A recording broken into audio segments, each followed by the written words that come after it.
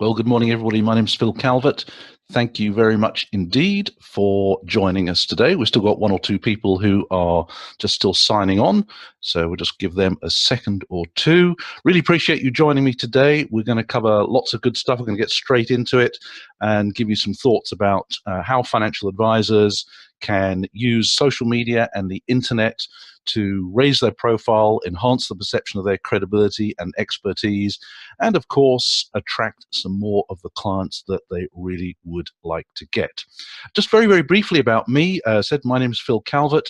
I've just hit my 40th year in the financial services industry, spent, I'd say, a good 20 of those years with different product providers, Unum, what it was National Employers Life at the time. One or two of you might be old enough to remember them.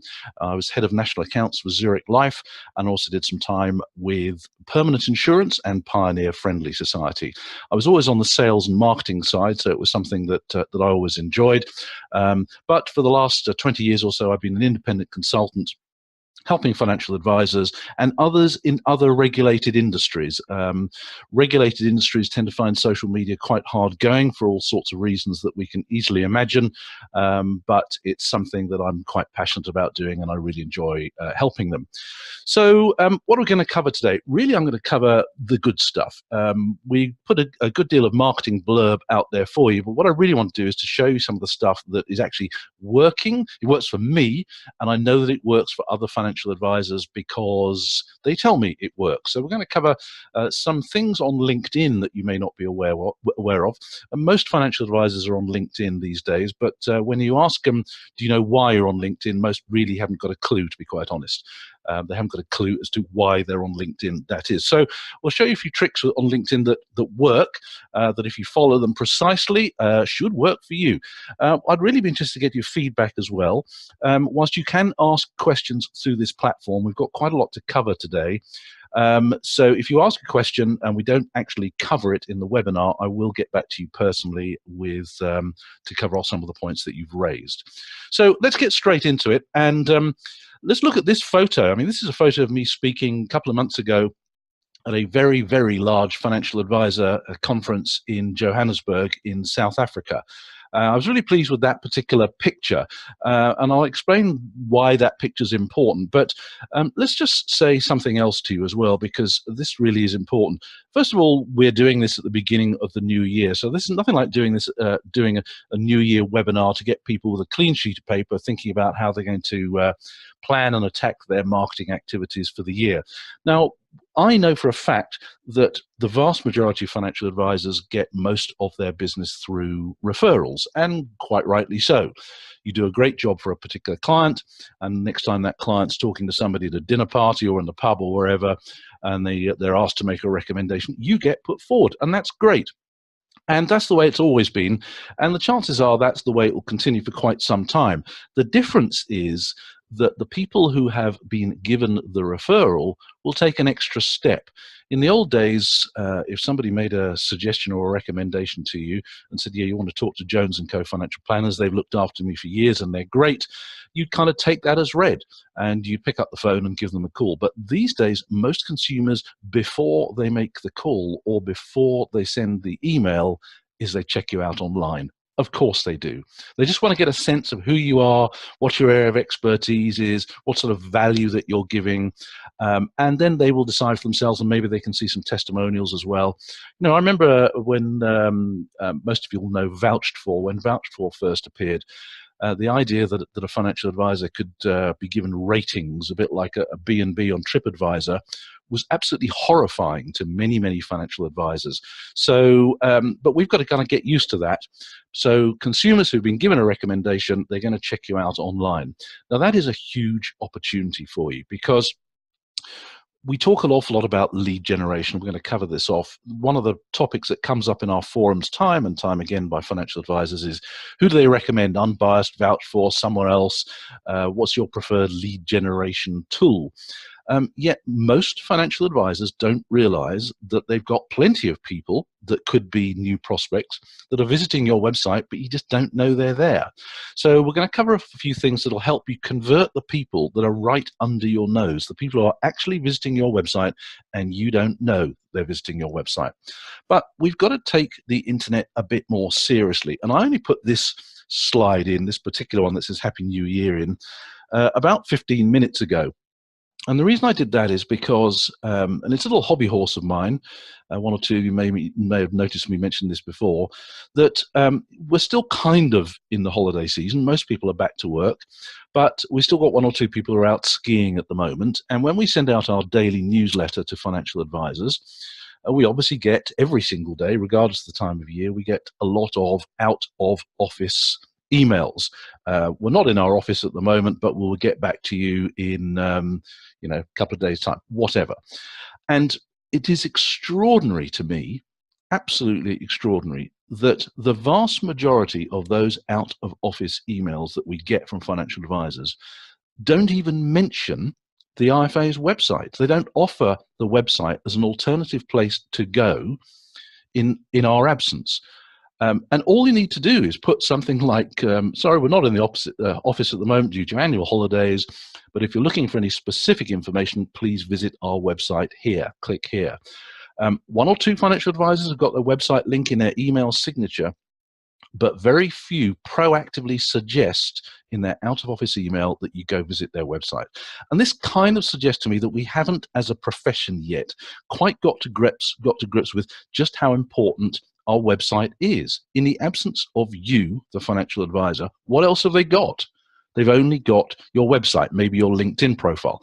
And I'm also the first to say, we've got to stop seeing our websites as the be-all and end-all of our internet existence. Our LinkedIn profile is just as important. Our Facebook page, be it our business or personal page, is just as important. If we use Twitter, that's important too. So we need to start taking this stuff seriously. But our website is, for most of us, the heart of our online existence. So let's take it seriously. Let's be proud of it. And if you are out of the office, then proactively suggest that people visit your website and check out, and you could even suggest some specific pages that they have a look at on their website, on your website. So that's a short thing, but I only put that slide in just a few minutes ago because all the out of office emails came in this morning and hardly any of them said, please visit our website. So there's a short one straight for you. Now, back to this picture. If we are going to be online and if we are going to have a presence across social media, LinkedIn, Twitter, and so on and so forth, then we actually need to get some consistency. And it's quite surprising how inconsistent many of our profiles are. So I show this picture because this is the picture that I'm going to be using now in most of my online promotions for the next 3 to 6 months. So that picture is being used on my business Facebook page. It's being used on my personal Facebook page. It's being used on my LinkedIn profile. And it's also being used on another social networking site called BB, which most of you won't have heard of, but we'll talk a little bit more about that a little bit later on. So it's important that if somebody visits you on social media, you use the opportunity to put pictures of you, but wherever else they look at you online, they need to see some sort of consistency, because there is evidence to show that if they find you on LinkedIn and they see a particular picture and then they go through to your website and they see the same picture, that makes them feel a bit more comfortable. They're not sort of having to start again and look at you. So get some consistency, choose a high quality image that you want to use. It does surprise me how few people use the picture on the top of the LinkedIn profile that's there. Please do use it. It's there to be used. It gives you another opportunity to get a sense of who you are and what you're about. Make sure you use it. Okay, now I do use another picture. I have 2 podcasts that I run. I do a podcast for financial advisors, which we're just finishing our Christmas break on that one, about to restart our podcast there, Advisor Lives. I hope you had an opportunity to listen to that, where we interview financial advisors, some that you know and love and have been around the block, shall we say, and others who are just getting started. There'll be messages going out about that soon. But I also do another social media podcast, which are called social media warriors. And this is the image that I'm using on Twitter at the moment. So whilst I've got that main image that I'm using across most of my social media stuff, I'm also using this one on Twitter. And I use this one on Twitter because I get most of the feedback for the podcast through that. So use high quality images, really cheap and easy to do these days. No reason why we shouldn't be doing that. Okay, let's really get going then with a look at LinkedIn, because LinkedIn is the social networking platform which the overwhelming majority of financial advisors around the world use. Every time I start a live seminar, I always ask for a show of hands up on who's on LinkedIn, and almost everybody in the audience puts their hands up. But when I then say, and how many of you know why you're on LinkedIn, hardly anybody puts their hands up at all. So we all seem to go on to LinkedIn because everybody else is on it.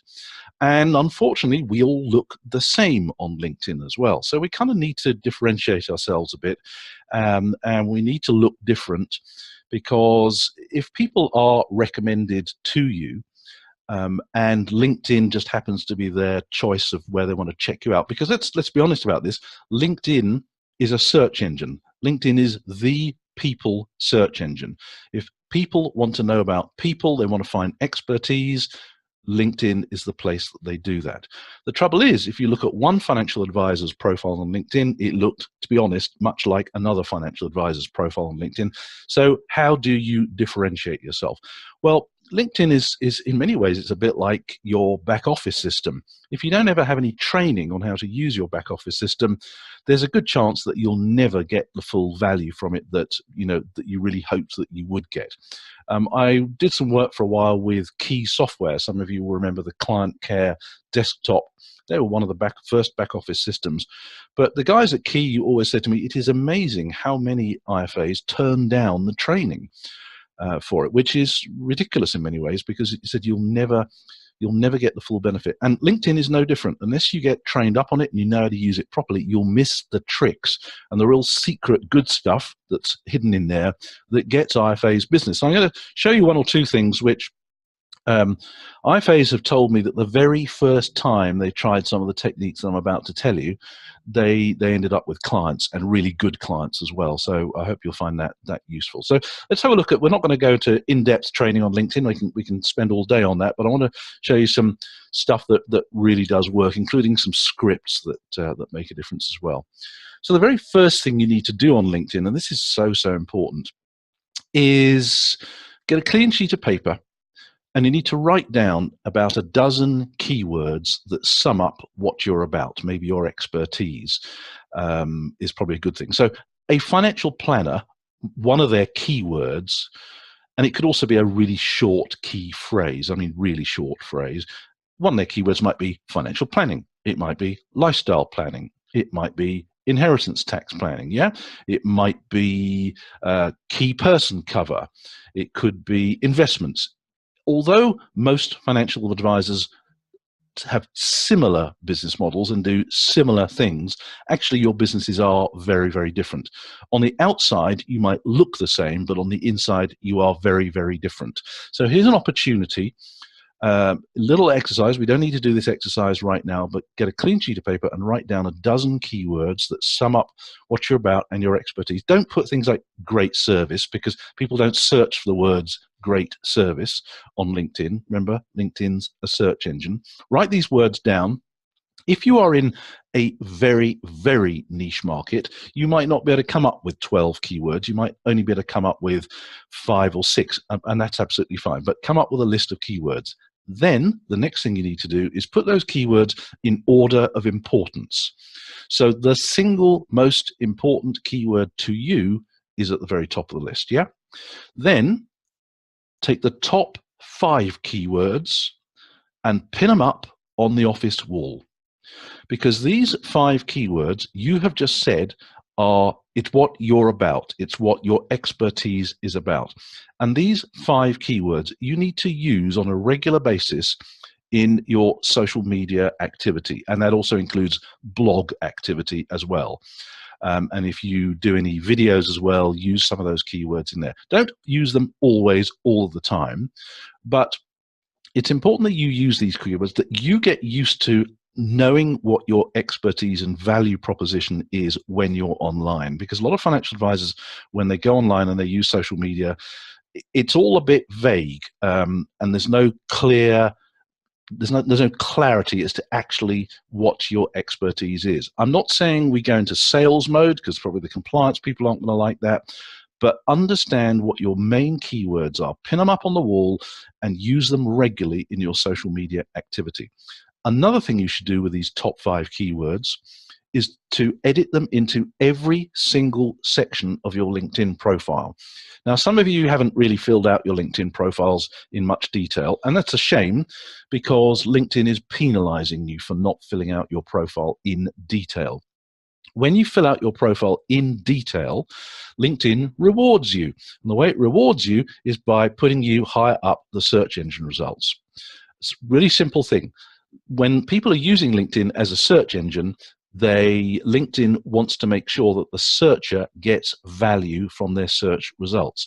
So LinkedIn is going to prioritize the profiles that have got lots of great high quality content in them. So a really simple thing: fill out your LinkedIn profile in detail. For 1 or 2 of you, that's going to take you 2 or 3 hours. Sorry, but you've got to do it if you want to benefit from using LinkedIn. And also make sure that your top 5 keywords are edited into every single section. And I'll give you an example in a second or two. The rest of your keywords, just use them here, there, and everywhere within your LinkedIn profile. Don't need to go over the top. I mean, you could, if you just want, cut and paste your 12 keywords into every section, but no one's really going to be interested in that. You want to weave them into some quality flowing prose on your profile. So just do that one thing. If you do nothing else as a result of this webinar today, do nothing else, I guarantee you will see an immediate and measurable improvement in the visibility of your profile in LinkedIn's research results. Absolutely guaranteed. So just to summarize that, list of 12 keywords that sum up you and your expertise, put them in order of importance, then take the top 5 keywords, edit them into every section of your LinkedIn profile, but also make sure that your LinkedIn profile is filled out in real detail, proper detail. And when you do that, you'll appear much, much higher in LinkedIn search results. So make sure you do that one. Okay, so let's have a look at my profile. And first thing we see is the photo that I was talking about earlier. That's the header photo that they talk about. Make sure that you upload a nice high quality picture.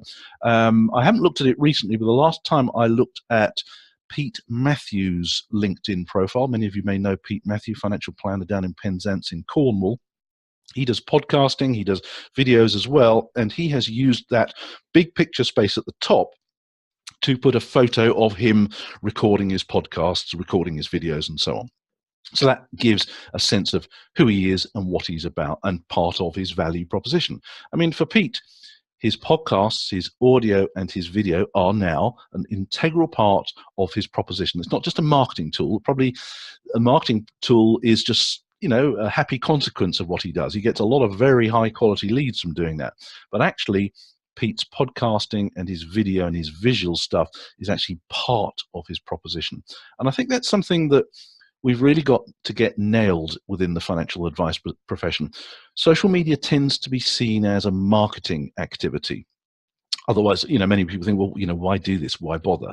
When in actual fact, with consumers being out there online, they want to get a sense of who you are, what you're about, what you stand for, your credibility, your expertise. And social media is a great way of doing that because it is a conversational activity. And when you switch from seeing social media as a marketing activity to start seeing it as part of your value proposition, it's part of what you do now, then your attitude to social media suddenly changes. And all those IFAs who say to me, oh, Phil, I haven't got time for this, they always tell me that when they see social media as part of what they do now, in other words, the communication of high quality content through the medium of the internet, when they start seeing social media in those terms, they suddenly start taking it much more seriously. Okay, so underneath the photo, the big photo, we get the profile photo. Always have a profile photo. Try not to make it too formal if you can. Again, otherwise you look like everybody else. Try and make it relaxed and friendly, but professional. Ideally, it needs to be professionally taken. You don't want your kids taking you on with a Christmas hat on. Just, nice, friendly, but professional photo. Show the human side of who you are. And underneath your profile photo, you get your name. Now, you can see on my name, I've actually added in, guess what? Some keywords: social media, sales, training. Now, lots of people say, hold on, you're not allowed to do that on LinkedIn. You're not allowed to put something other than just your name in the name section. True, in the LinkedIn terms and conditions, there is a section that says you shouldn't put anything other than your name. But in practice, what they mean is you shouldn't abuse that section. So don't go into some big old sales spiel. Just literally put your name and a couple of keywords. And I know 2 or 3 financial advisors who have put something like life planning or financial planning straight after their name there, and LinkedIn has never got in touch with them to ask them to change it.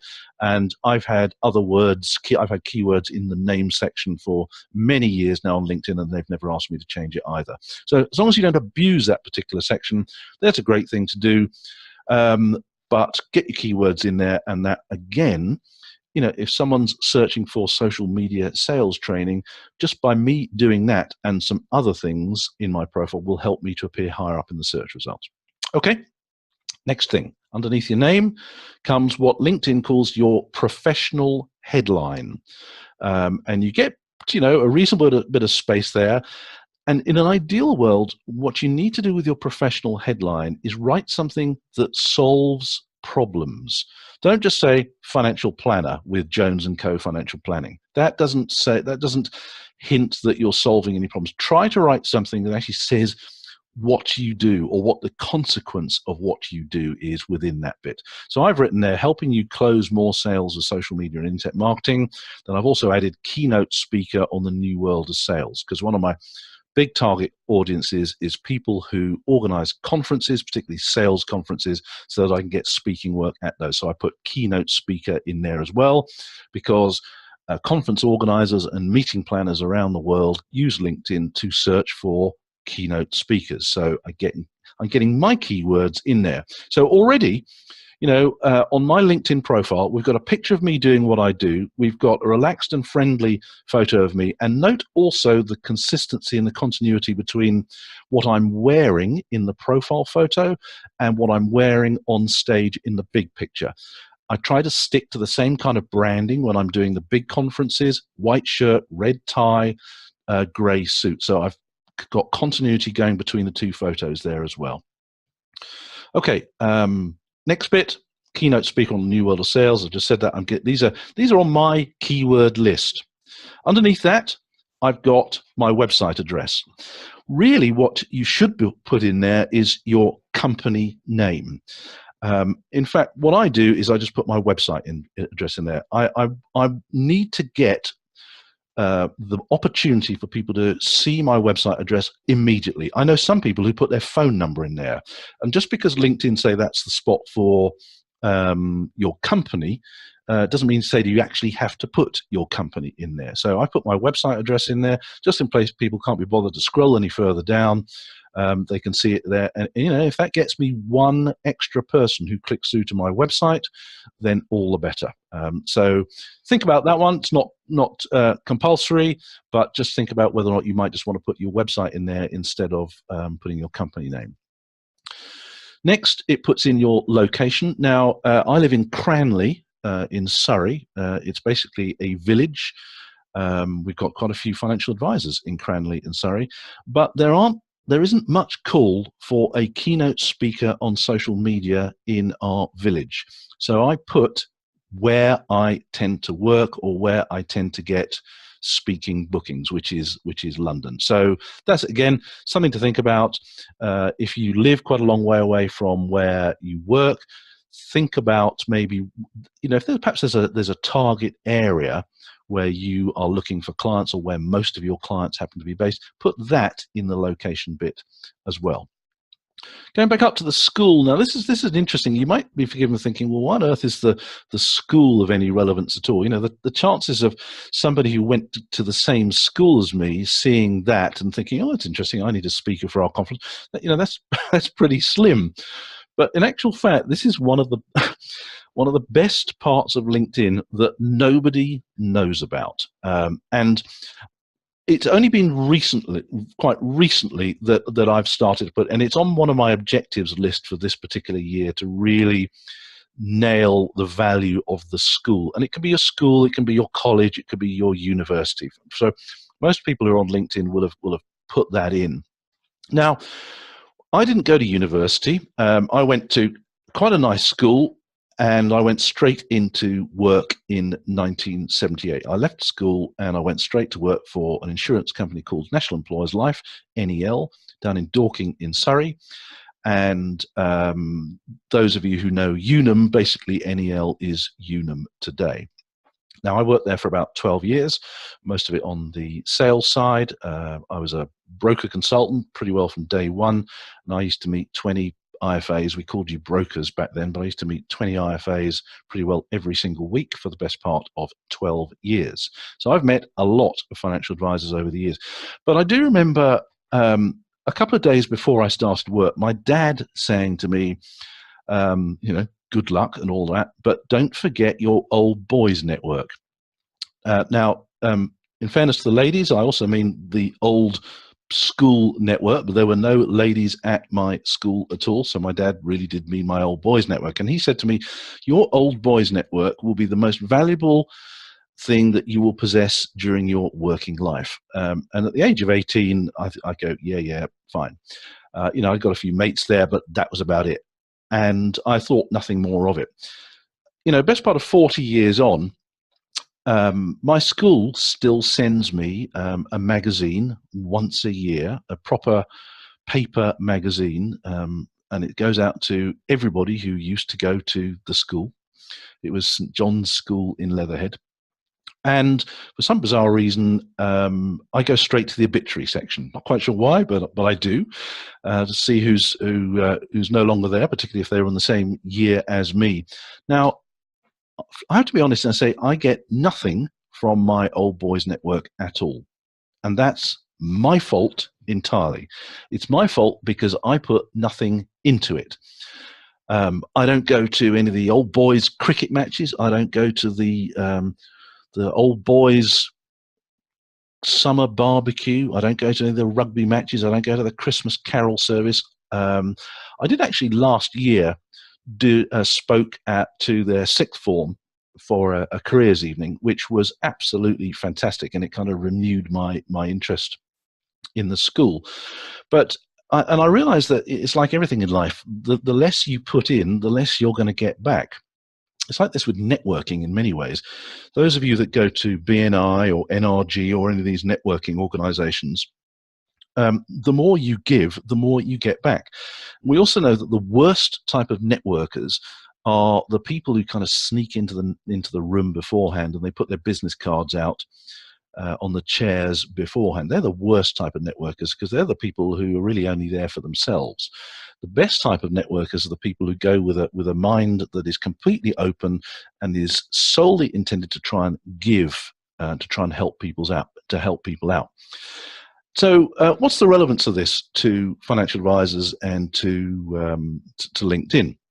Well, LinkedIn has got whilst you can tell it and you can add in what university or what school you went to, there is a hidden page on LinkedIn that I have looked and I look and I look and you just cannot find this page. You have to know where it is to get it. So it's not immediately obvious, and there are no links to it from the LinkedIn homepage as well. So here it is for you. linkedin.com/alumni. Now, what I'm going to do is after this presentation today, later today, I'm going to make sure, it may be today, it may be tomorrow, I'm going to make sure that you get a copy of the presentation. And I'm also going to mention a couple of resources that I think you'll find useful as well. So I'll just make sure that this link is in there again. But you want to go and check that link out. And when you do check that link out, And when I check the link out, there is the confirmation, there is the awful proof that I've made no effort at all to connect with anybody who I went to school with. I'm just connected to 6 people who I went to school with, and off the top of my head, I couldn't even tell you who they are. Second degree connections, there are 44, but basically there's 800 people on LinkedIn who went to the same school as me, and I've made virtually no effort to connect with them or engage with them. Now, I know some people go, well, I hated my school days, I don't like them, and so, why would I want to do that? Well, let me show you why you would want to do that. And it shows me who, and the list is, there's about 800 people there, and here's just a few of them, and you can see me in the middle, and there's Robin next to me. I actually didn't quite like Robin very much. I like him in recent years. His mum used to teach me tennis, so just seeing some of the faces again reminds me of the old days, and I'm thinking, well, maybe I should have a chat with Robin again and see what he's up to. So that's all very nice, but let's show the best part. So LinkedIn then shows you where all these people who went to my school or your university, where they live. And I can see on the left-hand column down, the 4th row down, I can see that 57 of them live just up the road from me, which is extraordinary. And I've made virtually no effort to connect with these people. So I'm thinking, perhaps I should make contact with some of these people through LinkedIn and get some serious coffee drinking done. So, there's an opportunity immediately that's right on my doorstep. If we look at the middle column, I mean, this is almost the best part. It shows me where they all work. Now, maybe PwC. I mean, if I could get some consultancy work at PwC, wow, that'd be fantastic. And hey ho, there are 5 people who actually work there.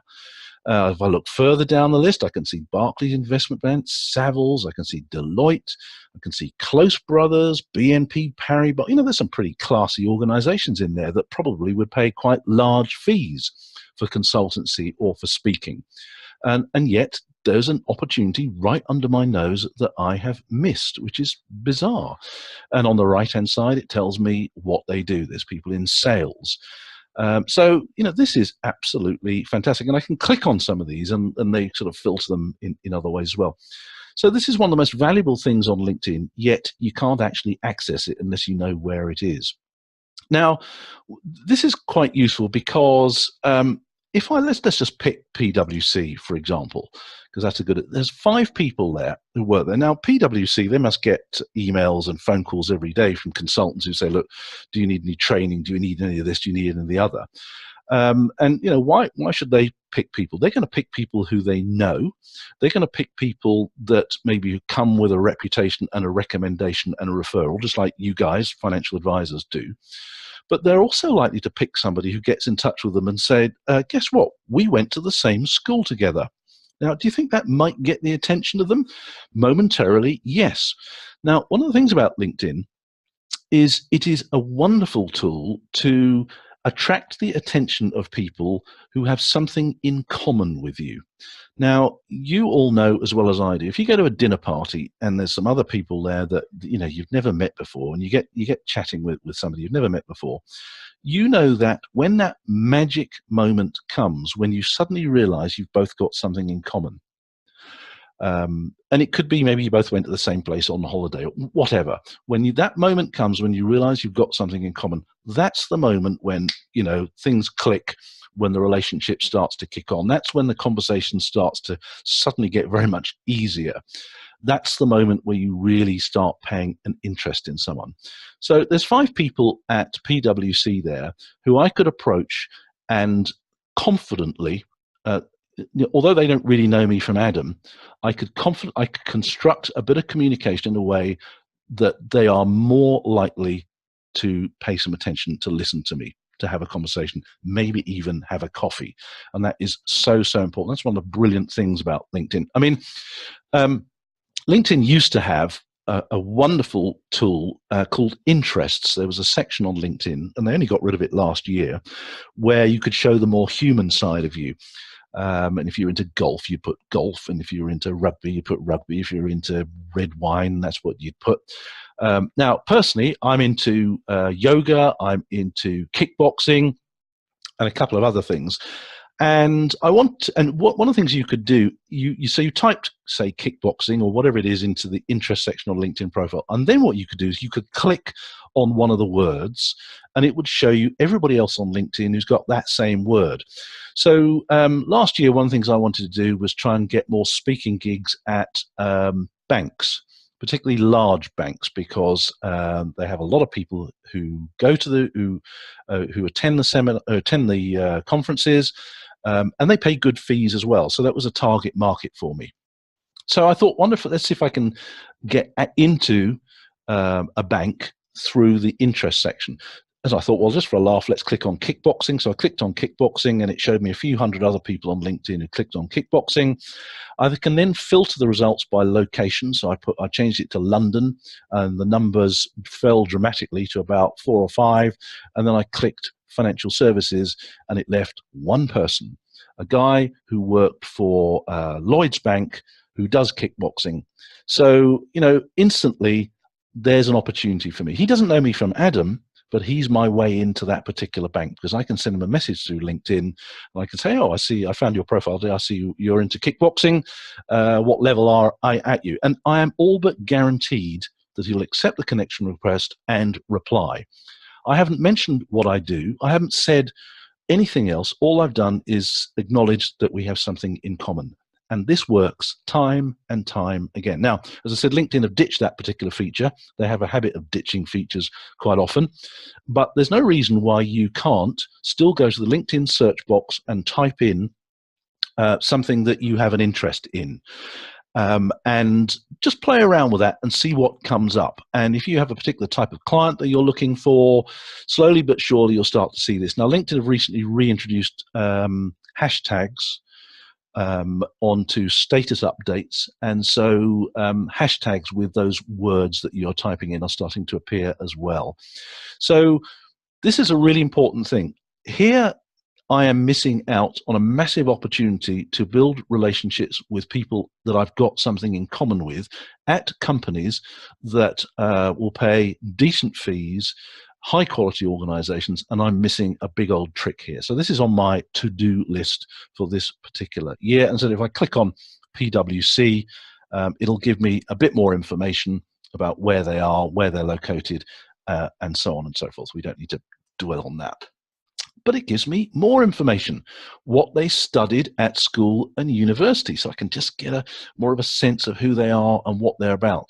Then there's a column in the middle that says what they're skilled at. And, if you've got a profile on LinkedIn, the chances are that you filled out the skills section. So fill that out. And again, you can get a sense of what people believe they're skilled at. And as I said, there on the right is the proof that I've made no effort at all to connect with these people. But simply because we have something in common, I could send a message along the lines of, oh, hi, John, hi, Sue, whatever. They do now have girls at the school. We weren't in the same year together, but I see you were at St. John's School in Leatherhead. And then I'll ask a question. Did you enjoy it? What was it like when you were there? So on and so forth. Or do you remember such and such if you were there at the same time as them? And you are all but guaranteed to get a response to this. Now, this is what LinkedIn is all about. It's not about selling anything to anybody. It is about subtly drawing attention to yourself through things where you have a common interest or where you have something in common. All we're trying to do is start a dialogue. That's the first thing we're trying to do. Start a dialogue based on something you have in common. Try and build some sort of relationship through the LinkedIn messaging tool. The LinkedIn messaging tool is quite good now. And then the next thing we're trying to aim for is not a sale, not a financial planning consultation, but a coffee. That's what we're looking for. Just get a dialogue, build a relationship, go have a coffee. And at that point, then who knows what will happen. That's the way business works in the real world.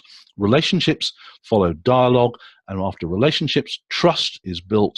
And when trust is built, then we feel more inclined to work with someone. And this is particularly the case when people are visiting financial planners' websites. To what extent, and I ask you to really think hard about this question, to what extent is your website trying to proactively create dialogue with people and proactively try and build trust with people? What's it doing? I know that for the most part, it's not. It says, we are financial planners in Reading or London or Edinburgh, where you happen to be. We have expertise in this, that, and the other area. We focus on later life planning. We're specialists in this, that, and the other. We're a firm of chartered financial planners, blah, blah, blah. Quite frankly, that's not what people buy. People buy people. And one of the things we need to be thinking about in the modern world is how can we change our website so that it gives people, however proud of our branding that we are, but how can we change, what can we do online that gives people an opportunity to buy into us as an individual? So the relationship builds, trust follows, and then people go, you know, you just got to do my financial planning. We'll talk more about that as we go forward. So there's a lovely feature on LinkedIn which everybody can use, but it also just shows a way that we can connect with people at a human level because we have something. But that, my friends, is not the single most valuable feature on LinkedIn. I wonder if you can guess what the single most valuable feature on LinkedIn is. Well, lots of people think it's their photo. Lots of people think it's their profile. Well, here's a clue as to what the most valuable feature on LinkedIn is. People who visit your profile. A list of who visited your profile. I mean, let me ask you this. Do you think it would be useful to know the names and addresses of the people who visit your website? Do you think that might be useful? Yes, of course it would be. If we knew who was visiting our website, that would be really useful. Unfortunately, there's no way of telling who's visiting your website. Well, actually, there is, and I'll show you how to do that later.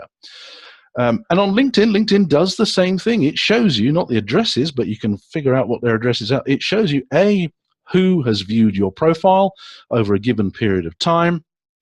I think this is the last 90 days they're showing here. And if you have premium membership of LinkedIn, it will actually show you all of the people over the last 90 days who visited your LinkedIn profile. Some of them will be people who you are already connected to, which is great because it shows that they are continuing to show interest in you. Some of them will, of course, be suppliers to your profession, so you may or may not be interested in that, but some of them will be people who are tentatively interested in talking to you about something. About what? We know not at this stage. But if you are not looking at the list of people who has looked at your profile, then you'll never know and you will be missing business opportunities that is right under your nose. That is so, so important. It is such a no-brainer. You should make a habit of doing this every single day.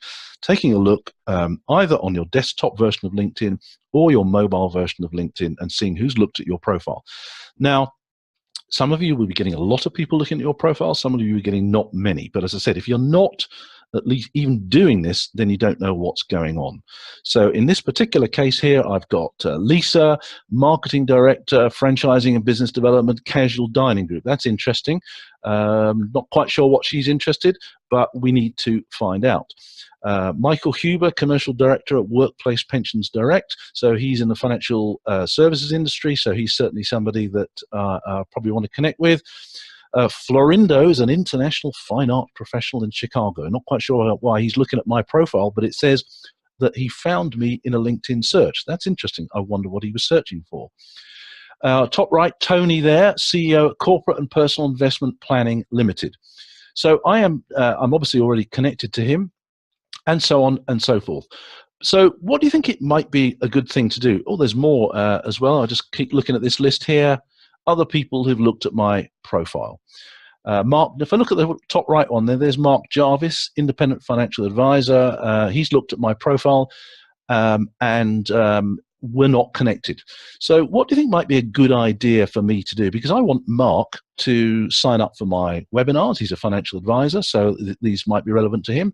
I'd quite like him to join our Facebook group as well. Maybe he might want to come along to our conference later this month. So there's an opportunity for me right under my nose. But if I hadn't looked at that list, I wouldn't know that Mark was there. So what might be a good thing for me to do? Well, let me tell you what people don't do. Something like 98% of people on LinkedIn never bother to do something simple and human, and that is say thank you.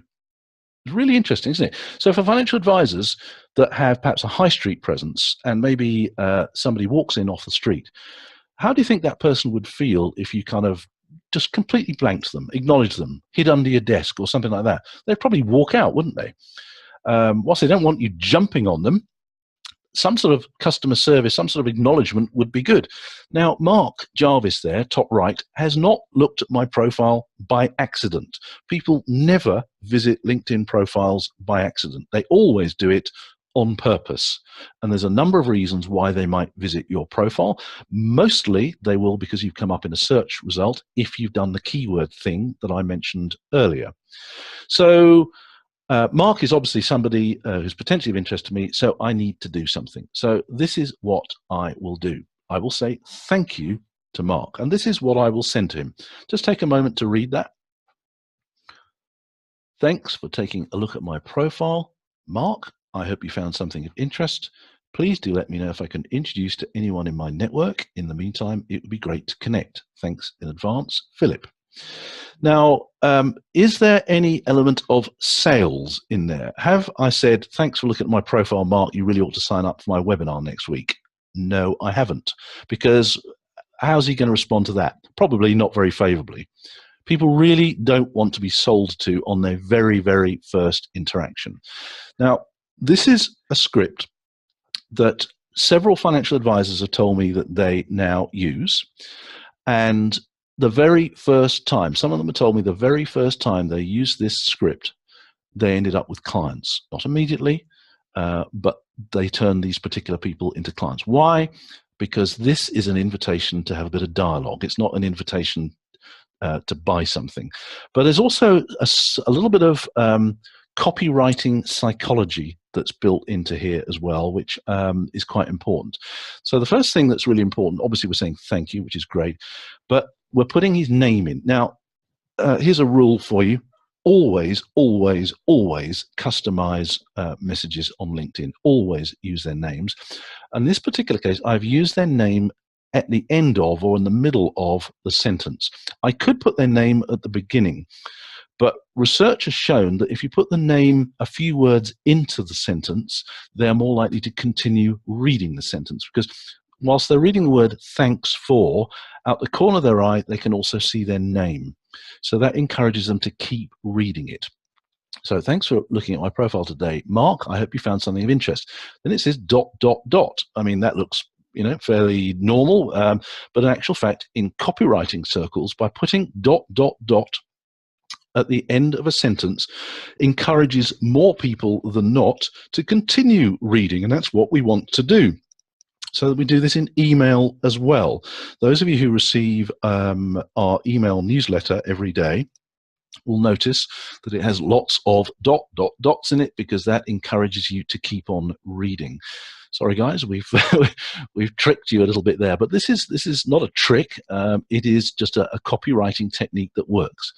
On to the next bit. Please do let me know if I can introduce to anyone in my network. That's an interesting thing. So I'm offering to do something for him, and it doesn't involve him paying for something.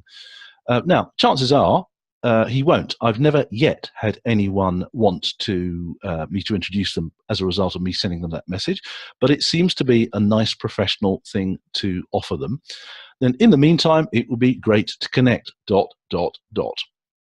So I would say I get, if it's not 100%, it's a 99% connection rate as a result of that message.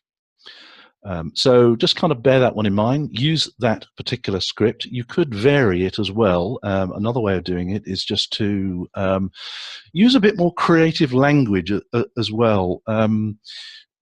Again, a bit like websites, a bit like LinkedIn profiles, we all look the same. But if you you can differentiate yourself in the language that you use as well. Just get a word, put a word in right at the beginning that grabs their attention. Yeah.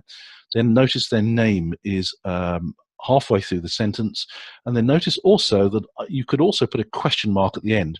Now, whilst I've said what we're trying not to do is sell anything here, simply by putting a question mark, after "I hope you found something of interest," that is just the merest subtle hint that I am interested in knowing what they might be interested in. Please do let me know if I can introduce you to anyone on my network, blah, blah, blah. Then put their name again towards the end, because whilst they're reading the "please do let me know" bit, out the corner of their eye, they can see their name, so that will encourage them to continue reading. As I said, these are scripts that work for me almost 100% of the time. I've had financial advisors tell me that since they've started using them, they've ended up with new clients. Their connection rates have gone up dramatically. So bear it in mind. Okay, what else could we send to people? What if I have found somebody else on LinkedIn and I would like to connect with them? Now, at first glance, this looks about the blandest of connection messages that you could possibly see. But having told you about the name thing and the ... thing, and there's something else I'm about to tell you, all of a sudden you realize this really short, simple connection request, even if it's to a complete stranger, is really, really powerful. And again, I get, if it's not 100%, it's about 99% connection people accepting my connection requests from this simple but apparently bland message. Hello, name, and again, please never ever send the standard just press the connection button and let LinkedIn do it. Always personalize the message. You can do that through the mobile device now, your mobile device. How you do it varies depending on your mobile device, but always personalize the connection request. Get your 3 dots in there, but there's something else in this as well which increases the likelihood that they will respond, and that is the words "thanks in advance." It's amazing. Again, it's 3 words that in professional copywriting are proven to increase response rates and improve response rates to email messages and online messages that you use. So when we're doing sales emails, we almost always put "thanks in advance" at the bottom, because in those words there's a kind of assumption that people will respond. So that little script there, it looks pretty bland and simple, but in actual fact, there's a lot going on in there, and it works. And that's what we want, stuff that works. Isn't that great? I hope that this is proving to be useful stuff for you. We've got lots more. Now, here's something else that I send out as well. So this is when somebody wants to connect with me. This is how I reply to them. Now, before we go into it, there's 2 schools of thought on who you should connect with on LinkedIn. Lots of people ask, who should I connect with? Whose connection requests should I accept? Well, that's a really good question. 2 schools of thought. There's one school of thought in networking circles that says you should only connect with your niche target market, the core people that you think you could be of value to. Or the people that you can help out, and that's absolutely fine. There's another school of thought that says you should connect with absolutely everybody and anybody. I subscribe to that, the latter, because what I also know in networking theory is that the law of serendipity kicks in. The more people you are connected to, the greater likelihood that the right people that you need to be connected to will emerge from that. It's a really interesting thing I found doing seminars and doing speaking at conferences, is that there are always 1 or 2 people in the room, even if the room's only got 5 people in it, there's always somebody who will open a door for you unexpectedly. They may not buy your product, your book, your service, your consultancy, but they will introduce you to somebody that you didn't know before that day, or they may give you a fantastic testimonial or something like that. So law of serendipity is really, really important. It's very, very powerful on LinkedIn. I connect with absolutely everybody who wants to connect with me, with the exception of the obvious spammers.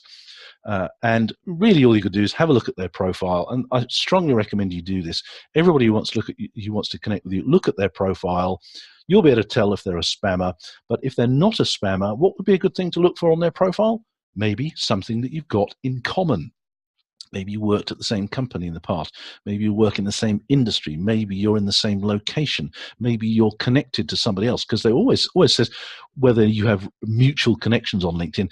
And those mutual connections are another way to prove that you have something in common with someone.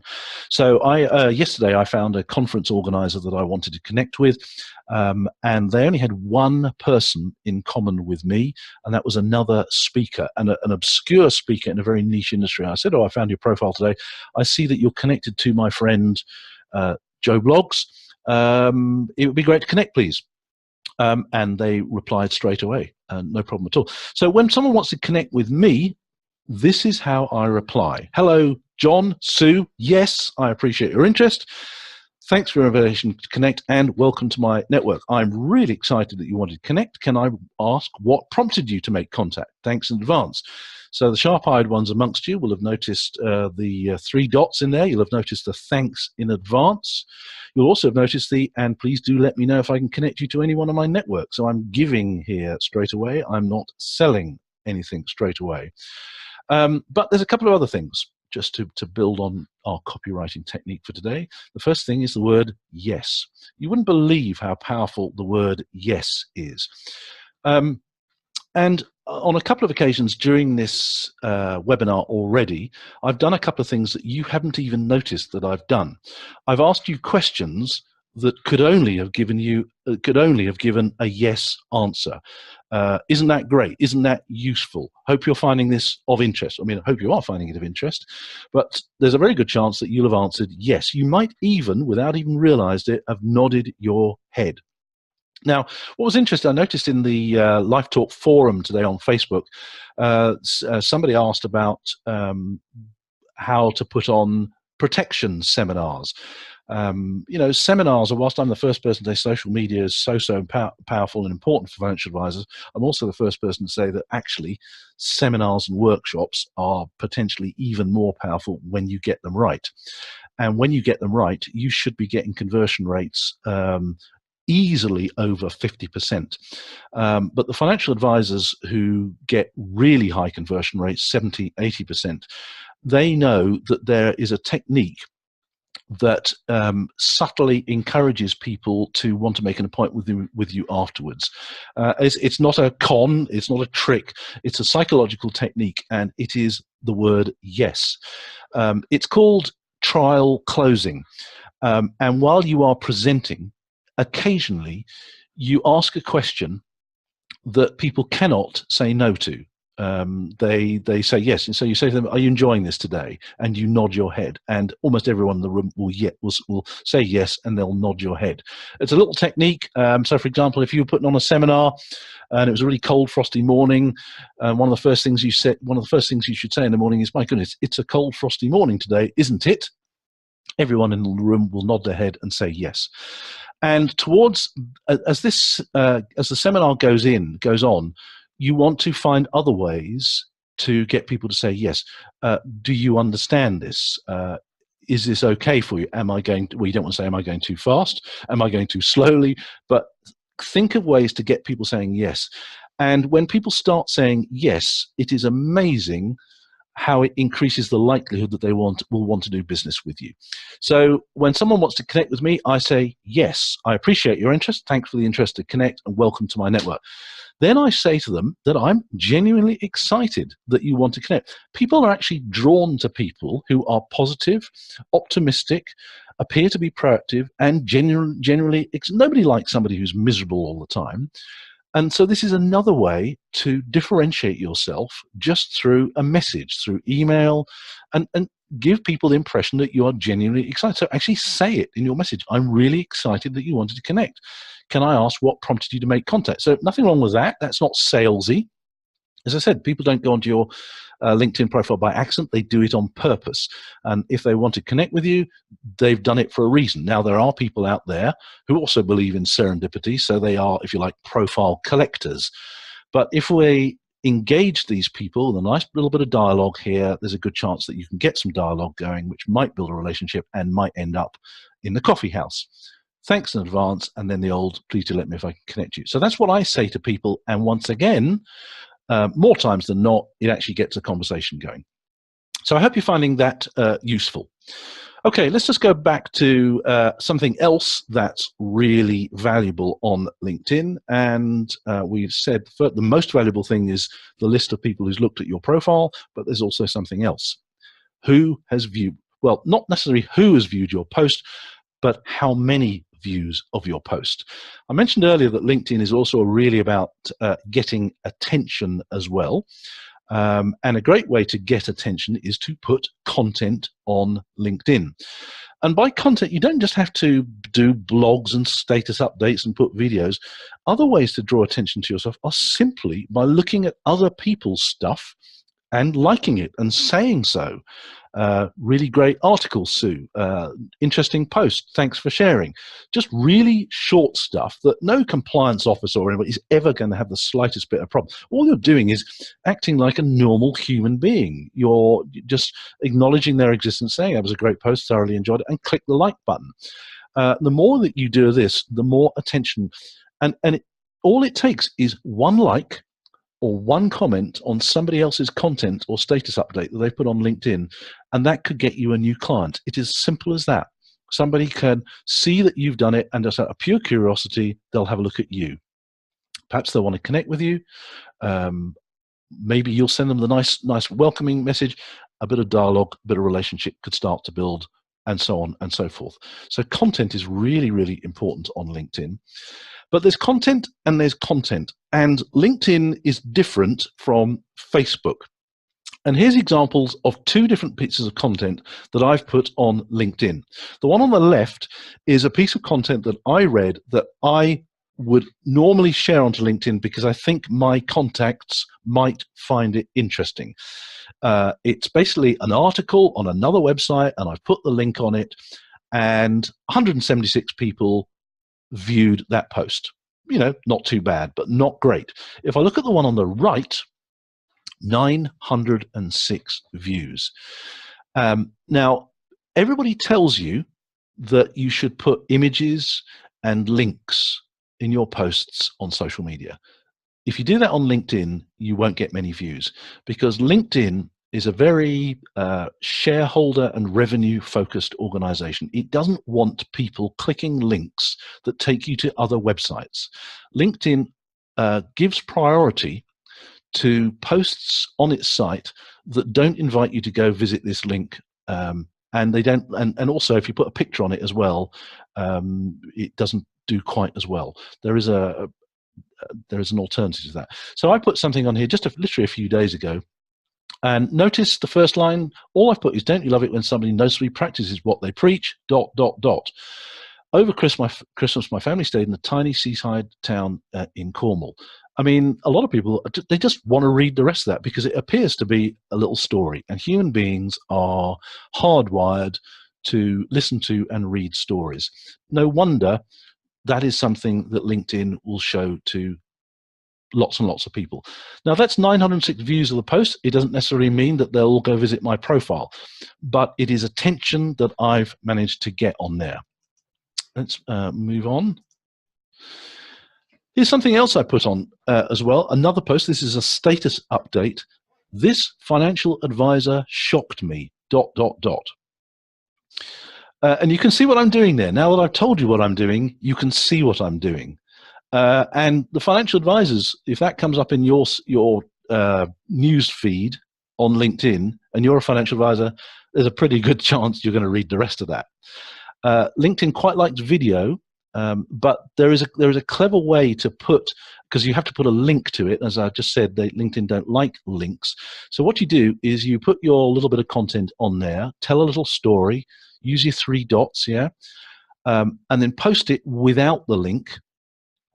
And then the moment you've posted it, immediately go back in and edit the post and then add the link in later. And for some reason, LinkedIn's algorithm doesn't spot that you've added a link in there later. And look at that, 1,740 views. The word shocked, again, a really interesting thing. You know, if you're a financial advisor and you read that, this financial advisor shocked me, those words will get your attention.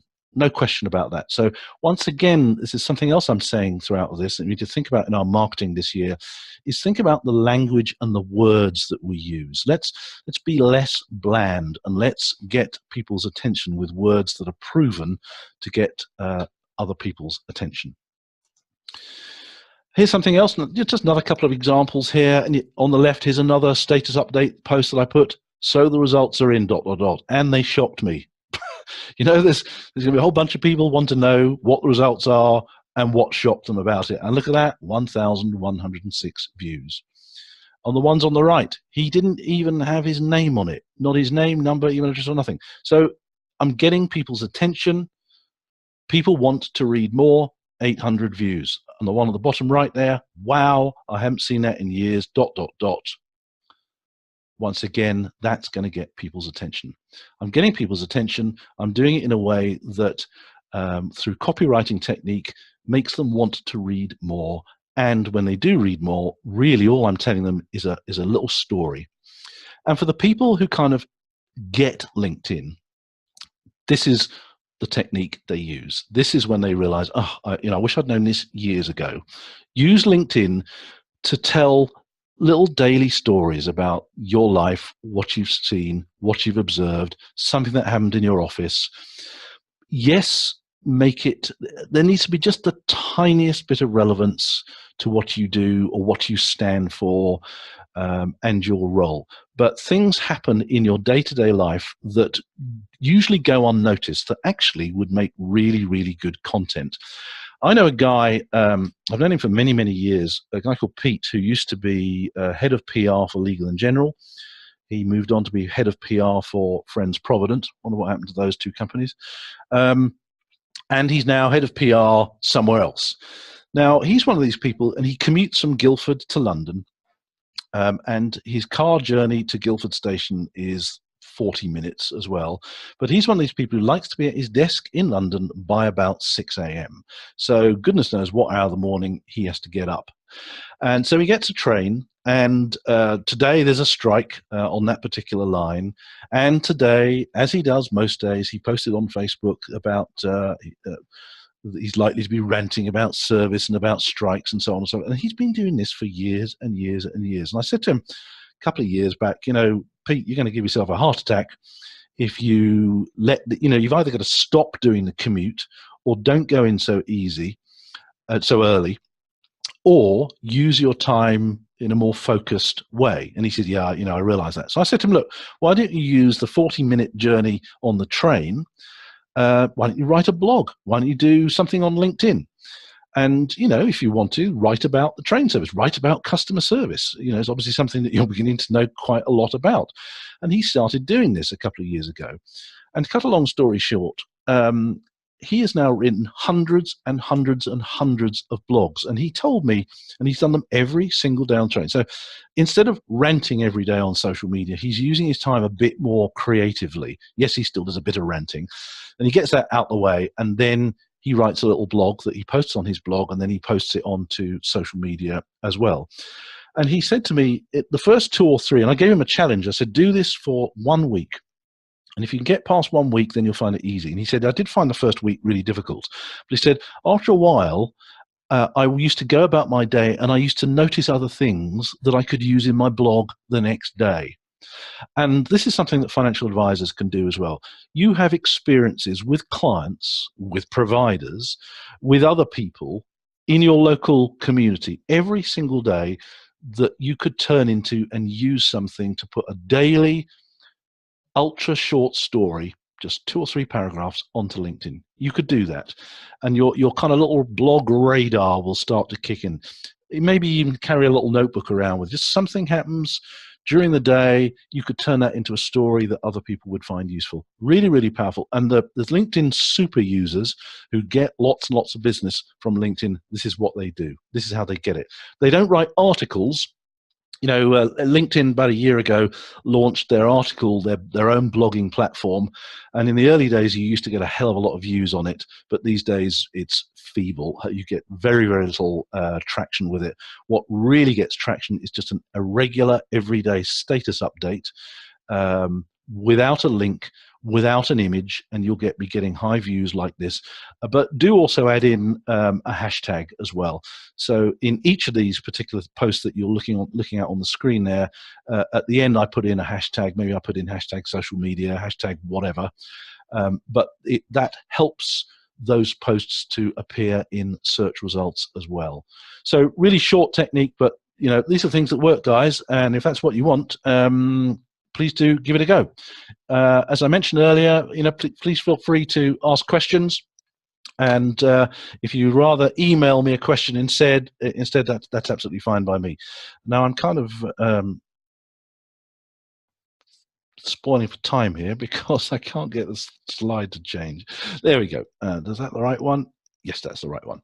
Okay, here's something else. Let's carry on with LinkedIn. All of us on our LinkedIn profiles, we've got a section which says basically what our job is, what we do.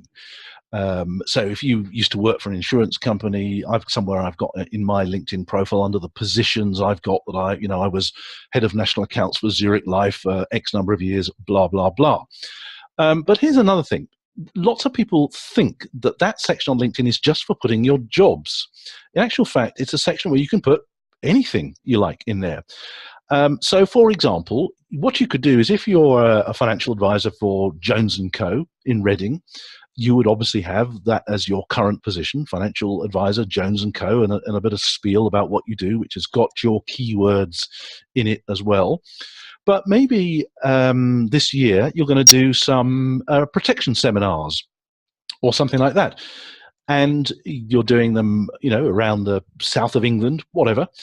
You could put that in as a new current position, and you could put protection seminars with a bit of blurb that contains your keywords, and maybe put in a photo as well. So just to give you an example of how I do this, you can see a couple of positions I put.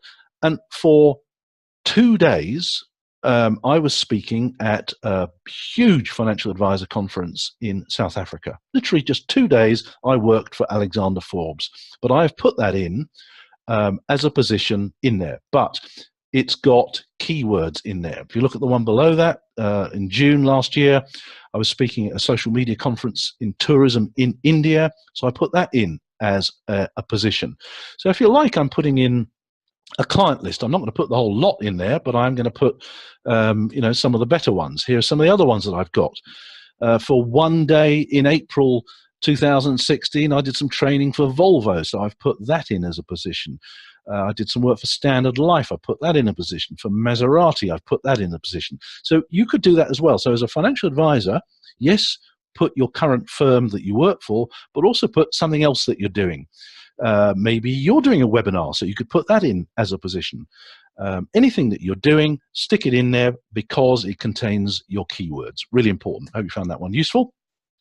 Now, here's a little tool that you might not know about, but which has a spectacular impact on your visibility online. And it also has a spectacular impact on your visibility on LinkedIn as well. I use this tool extensively. It's a thing called Missing Letter. I will send you a link to it afterwards. The guy who runs it, I spoke to him the other day, and he said he might be able to do a deal if any IFAs want to sign up. He hasn't come back to me yet, but I'm hoping he will. So I will send you a link to his deal over the next couple of days if he comes back to it. It's not that expensive anyway. So what Missing Letter does is, let's imagine that you have written a blog, and I know that more and more IFAs do write blogs these days, which is really great to see because it is another way of getting the attention of Google, because your keywords are usually in your blog, yeah. Blogs are also a great way of telling stories, and it doesn't matter where your blog is. It can be on your own website, it can be on LinkedIn, it can be on blogger.com, it can be on Tumblr, and it can be on WordPress. There's a whole bunch of different places. It doesn't really matter where you put it, as long as you do it. Now, all blogging platforms have what's known as an RSS feed, which means that people can subscribe to your blog. And that means that if someone wants to be notified each time you have updated your blog, they will be notified automatically, either on their mobile device or by email. That's what an RSS feed does.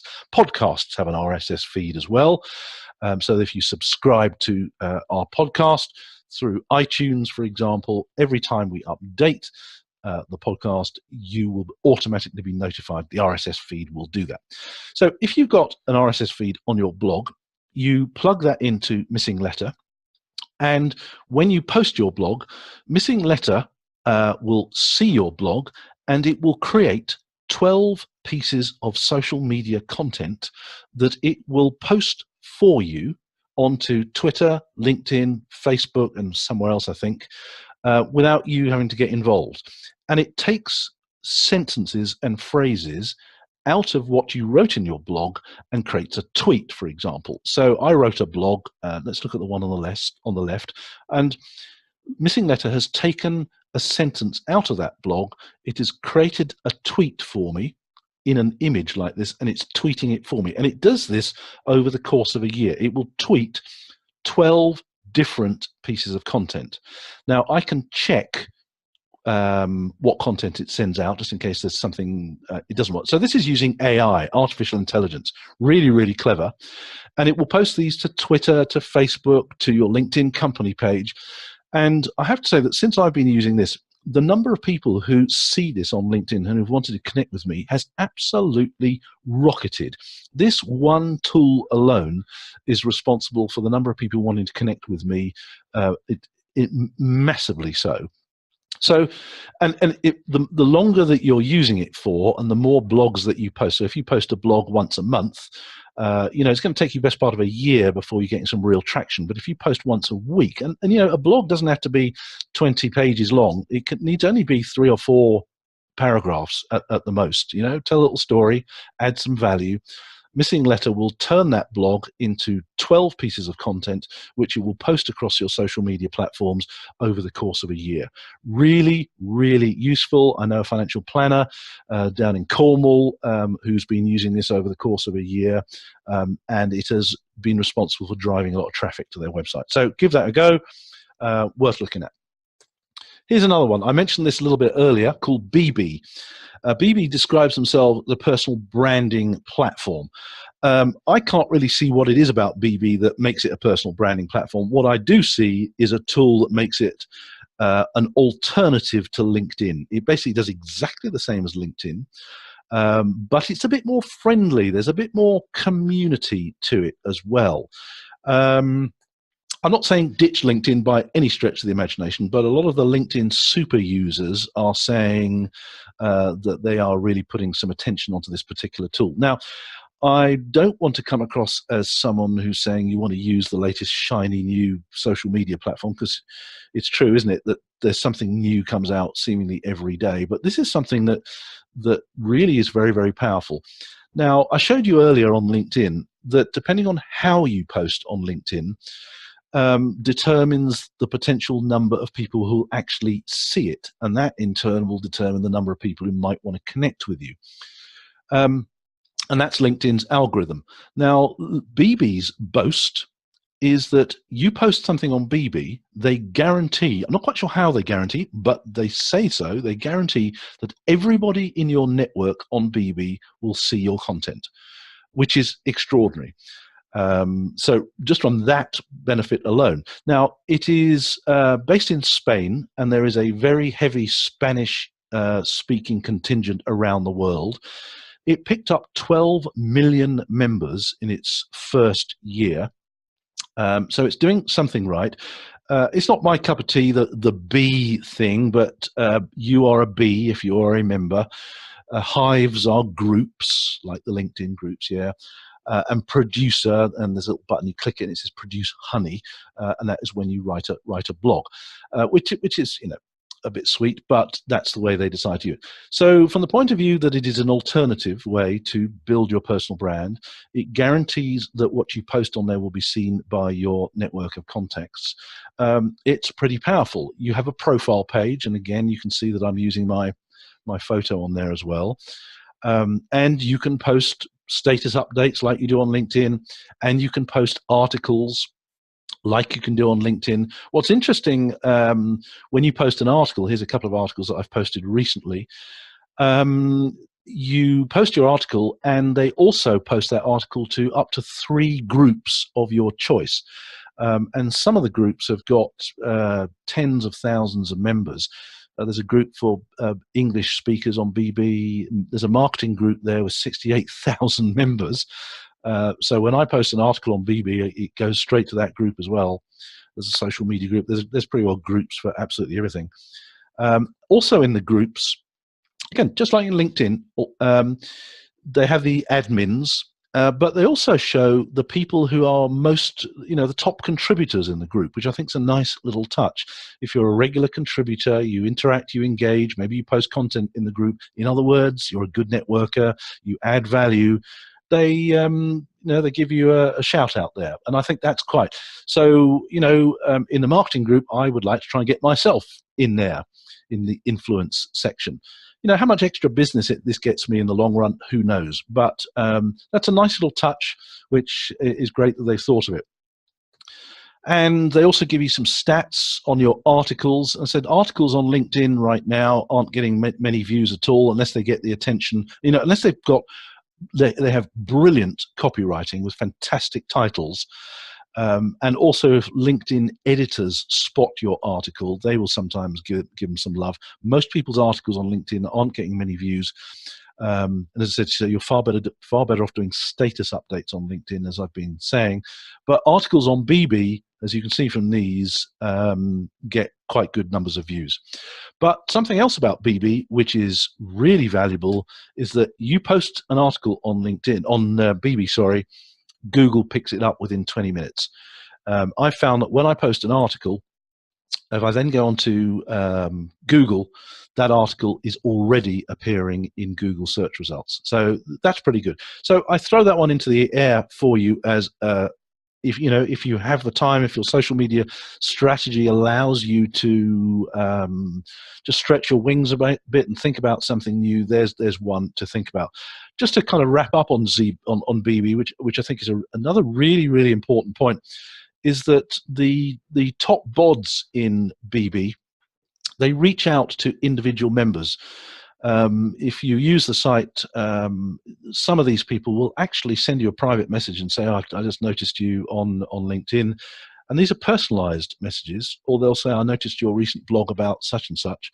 Just want to say thank you very much. Thanks for adding value to our community. I think that is absolutely fantastic. You don't see Mark Zuckerberg doing that on Facebook, and you certainly don't see the guys and girls at LinkedIn doing that as well. So I think that's quite a nice touch, really caring about their community, which I think is superb. Okay, so what's all this about? For the most part, for most of us, using social media, using blogging, using these platforms is ultimately about hoping that we're going to generate some more leads. But one of the things that I think a lot of financial advisors find is there's a certain amount of overwhelm on this. They see somebody using, they see one financial planner using YouTube and they think maybe I should use that, and someone else is using Twitter and maybe I should use that, and someone else is using Facebook or Snapchat and they're thinking maybe I should use that. And it just keeps coming at them, and I think just what is the right thing to do? Which is fair enough. You will only know what the right thing to do is once you have stopped and taken the trouble to write a social media strategy. Now, one of the resources that I will be sending you is a link to how to write your social media strategy. It is an interactive PDF where you answer a few questions about your business, where your business is today, what it used to look like in the past, what your goals are for the future, and it asks you some questions about how you interact with your clients. And slowly but surely, it guides you towards a course of action with social media that is right for just you and for your business and for your clients. So that's something I'm going to be sending. But that aside, a lot of social media, there's a certain amount of overwhelm with it all. And one of the things I've noticed over the years, and I've been running forums online for financial advisors for, well, since about 2003, in fact, on a couple of other different websites. And we recently moved to Facebook for the very simple reason that, just a couple of years ago, hardly any financial advisors were using Facebook. And if they were on Facebook, you wouldn't know that they were financial advisors. They were very much under the radar. But now, a very, very high proportion of financial advisors are on Facebook. So in all good marketing, you move your proposition to where your clients are. We used to have our own website, which many of you used to visit. Thank you very much indeed. But we realized that, why were we trying to get people to come to our website when they were already using a very, very popular and quite addictive website called Facebook? And what's more, Facebook had got all the tools and functionality that we could never afford to build. So we thought, well, let's create a forum on Facebook. And it only took a month and a half to get about 1,000 members. So thank you to those of you who use our Facebook. But in our forums over the years, the topic that gets brought up more than anything else is lead generation. And the questions quite often based around this. Who uses unbiased, who uses vouched for, and there seems to be like a 50-50 split between financial advisors, a love-hate relationship between these two firms, and there are other firms as well. And we've thrown our own hat into the ring quite recently with our own service, where we've created new listings which are very different, very modern, very new look and feel to it. So, financial advisors use these kind of services, which is fine, but you're missing a massive trick when it comes to lead generation. And it actually doesn't matter whether you use our own service, unbiased, vouched for, whoever. It really doesn't matter, because most financial advisors are already getting plenty of prospects, plenty of leads going to their website. They just don't even know that they're there. Now, what you're looking at here are the website stats for one firm of financial planners. These are their actual website stats. And again, I'm not going to ask this because I know the answer. When I ask financial advisors at seminars and workshops, hands up those of you who have looked at your website stats this week. Hardly anybody ever puts their hands up. When I say, how many of you looked at your website stats today? Or how many of you looked at your website stats over the last couple of weeks or months? The numbers are very, very low. And that, again, just like I said right at the beginning when I said about not taking our website seriously, if you're not looking at your website stats on a regular basis, it kind of suggests that you've not got your head around the idea that your website is part of your proposition. It's not a brochure. It's part of your proposition. Now, I don't expect you to, there's all sorts of website stats that are out there. Google Analytics produces some great stats, quite detailed. And there are other stats tools, and this is one of them. Again, I can send you a link to this. And so what we're looking at is the very, very basics that we kind of need to know. And I'm just going to work from the bottom up. Bounce rate. That is the number of people who visit your website and then who leave your website without visiting another page. For most financial advisors, their bounce rate is in the high 50%. Many financial advisors, their bounce rate is 60-65%, and I've even seen financial advisors with a bounce rate in the 80+%. That means that, let's say your bounce rate is 50%, it means 50% of your website visitors leave without looking another page. Now, if your website only has one page, well, that's fine. But most financial advisors have got several pages. So if they're not going on, it means that there's something about your website that just says to them, this isn't for me. This isn't the financial advisor for me. Nope, I'll go look at somebody else. So this particular financial advisor, if you're in the 20%, that's really not bad at all. That's great. This particular financial advisor, the average time people are spending on their website is over 3.5 minutes. That's pretty good as well.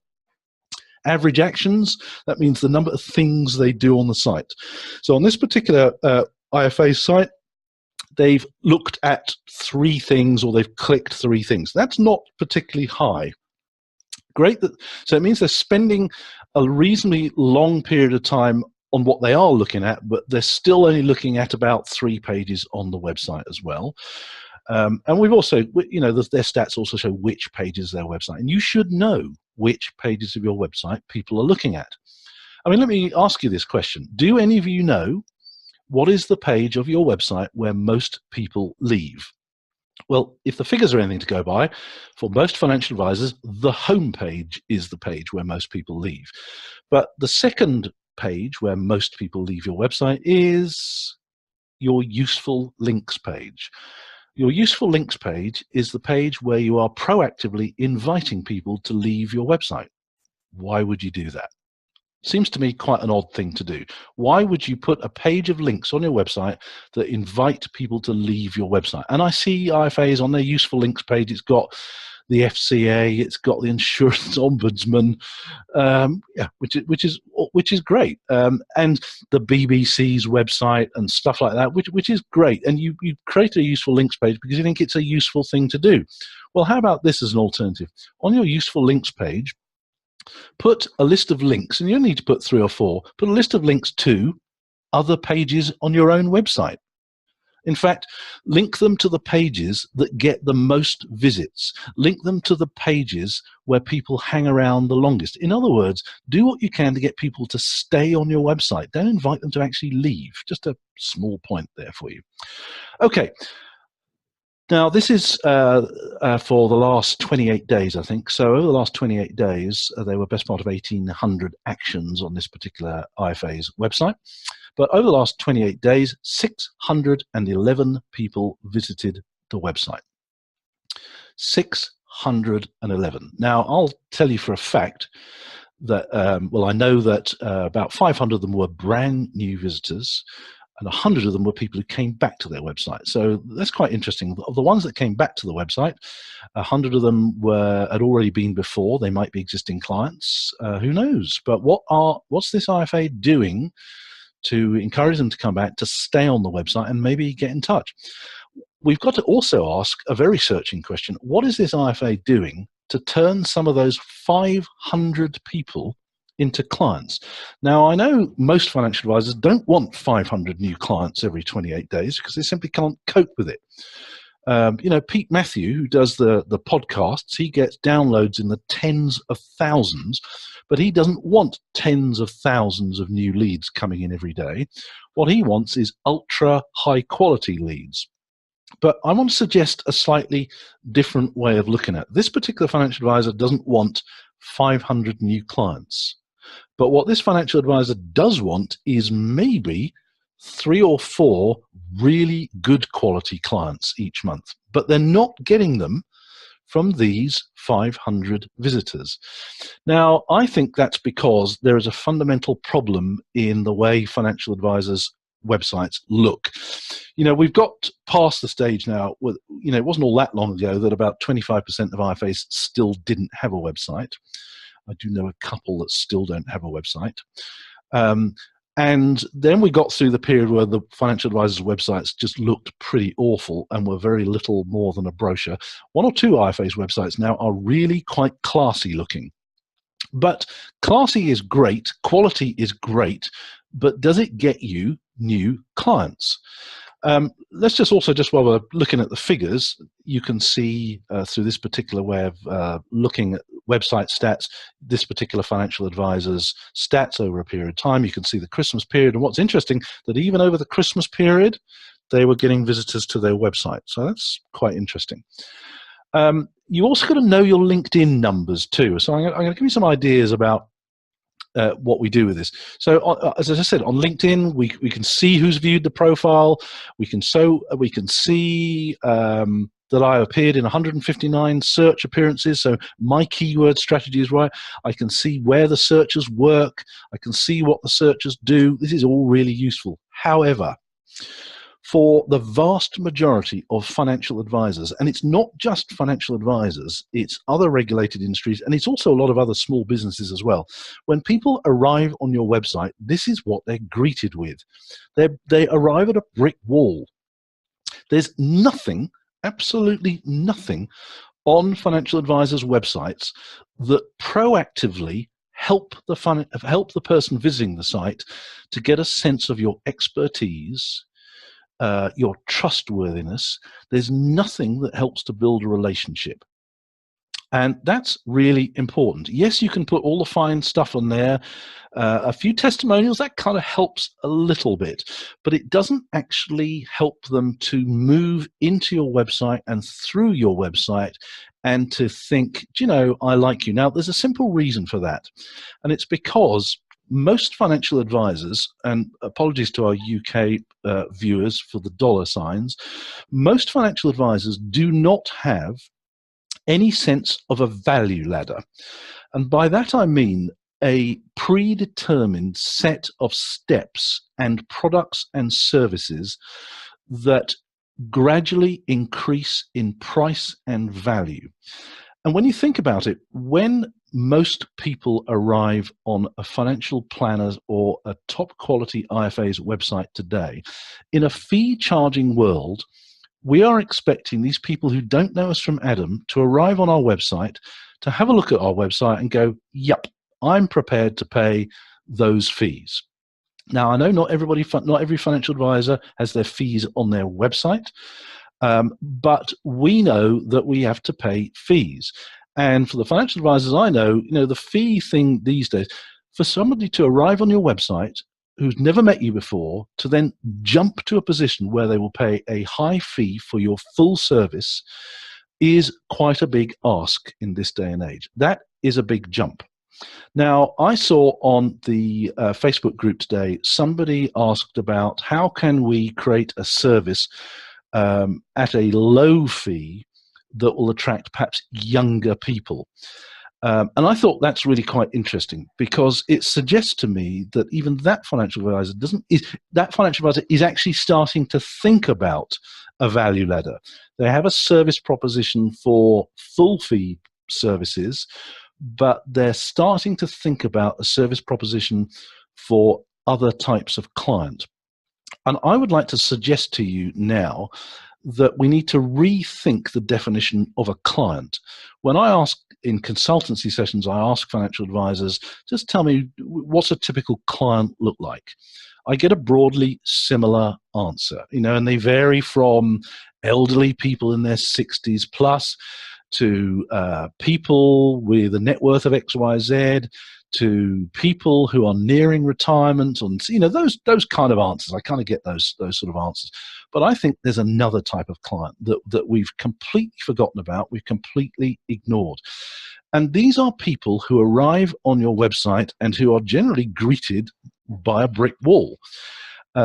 They can see you've got a really classy website, they've got a nice website, but to get them to go from there to the top of the ladder and pay your full fee, I think is a big ask. And that is why you're getting visits to your website, but you're not converting them. And this is not helped by the fact that we've got the internet out there. As I said, in the old days, if someone referred somebody to you, it would have been on the basis of a great service that you'd already been giving to them. And if I was referred to a financial advisor, in the old days, I'd go, great, I trust John or Sue. They've been giving me great financial advice for quite a long period of time. I will pick up the phone and give this financial advisor a call. But these days, I don't do that. I'm going to go online. I want to check them out. I want to see what value they can offer me. Can they give me some freebies? Can they give me something else? Can they give me proof of their expertise and value? How can I get a sense of their trustworthiness? And most financial advisors' websites simply aren't doing that. So I believe that there's a new way to look at lead generation and to attract people who are right under your noses and to get clients in completely new ways. Now, if any of you are like me, the chances are that maybe you visited some guru's website somewhere in the world. I mean, let's just pick a guru for sake of argument. And I don't necessarily mean a guru. I mean somebody that we're interested in. Let's take someone like Tony Robbins. Yeah, for somebody like him. For most people, the first time that you will come in contact with Tony Robbins might be through a video on YouTube. Now, Tony Robbins, Marmite kind of character. You either love him or hate him, but let's assume we quite like him. And you'll watch another video, and one way or another, you'll end up on Tony Robbins' website somewhere along the line. Or you might end up on an affiliate of Tony Robbins' website. And we look at Tony Robbins' website, and hey presto, he's going to give away a free guide or an ebook, something that will, just to exaggerate this, something that will turn your life around. All you've got to do is enter your email address here, and you can get an instant download of an ebook, and we do that. We've all done that, haven't we? We've all given away our email in exchange for a perception of value. And then over the next week, maybe you get a couple more emails from Tony Robbins saying, thanks for that. Here's a couple of other free tips that you might find useful. And he starts giving you the value. Then maybe a couple of weeks later, they'll say, look, I'm doing a webinar in a week's time. Register for our webinar. It's free. But then you do the webinar and they make a big old sales pitch, and a certain percentage of people will buy whatever they're selling. So all of a sudden, you've parted with some money. But it doesn't have to be a webinar. And I just want to give you some examples of the sort of things that financial advisors could do. I would like you to start thinking of a client as not somebody who's had financial planning from you, but from someone who's just given you their email address. Now, that's a really interesting concept. You know, for most financial advisors, their proposition is one thing. It is, you know, financial advice, financial planning is done between consenting adults, either in the financial advisor's office or the client's home, wherever. And it usually follows a similar process. And part of that process can be outsourced to other people. But basically, we talk to the people, we ask them some questions, we do fact find, blah, blah, blah. We do some research, maybe we do some cash flow planning. And somewhere along the line, a fee gets paid in a variety of different ways. Yeah, that's how it works. But financial advisors have got so much expertise. You've got to do all these exams, and we're missing a massive trick, because the way you deliver your expertise does not just have to be the traditional financial planning route. And I'm not talking about robo-advice or anything like that here. I'm talking about taking your expertise and putting it into a value ladder. At the very bottom left of your value ladder, so there we are, we arrive on the value ladder, the very bottom left, somebody arrives on your website and they see something that says you can download 20 ways to save tax or 10 ways to do that. You know, we're only limited by our own imaginations as to how and what expertise you take that you can put onto a PDF file that you can give to somebody in exchange for their email address. It's free, it's simple, it's easy. They do that, guess what? You've got yourself a client, and I mean a client in the new sense of a word. This is somebody who believes you have expertise, who believes that in exchange for giving you their email address, you'll give them something back, and you do.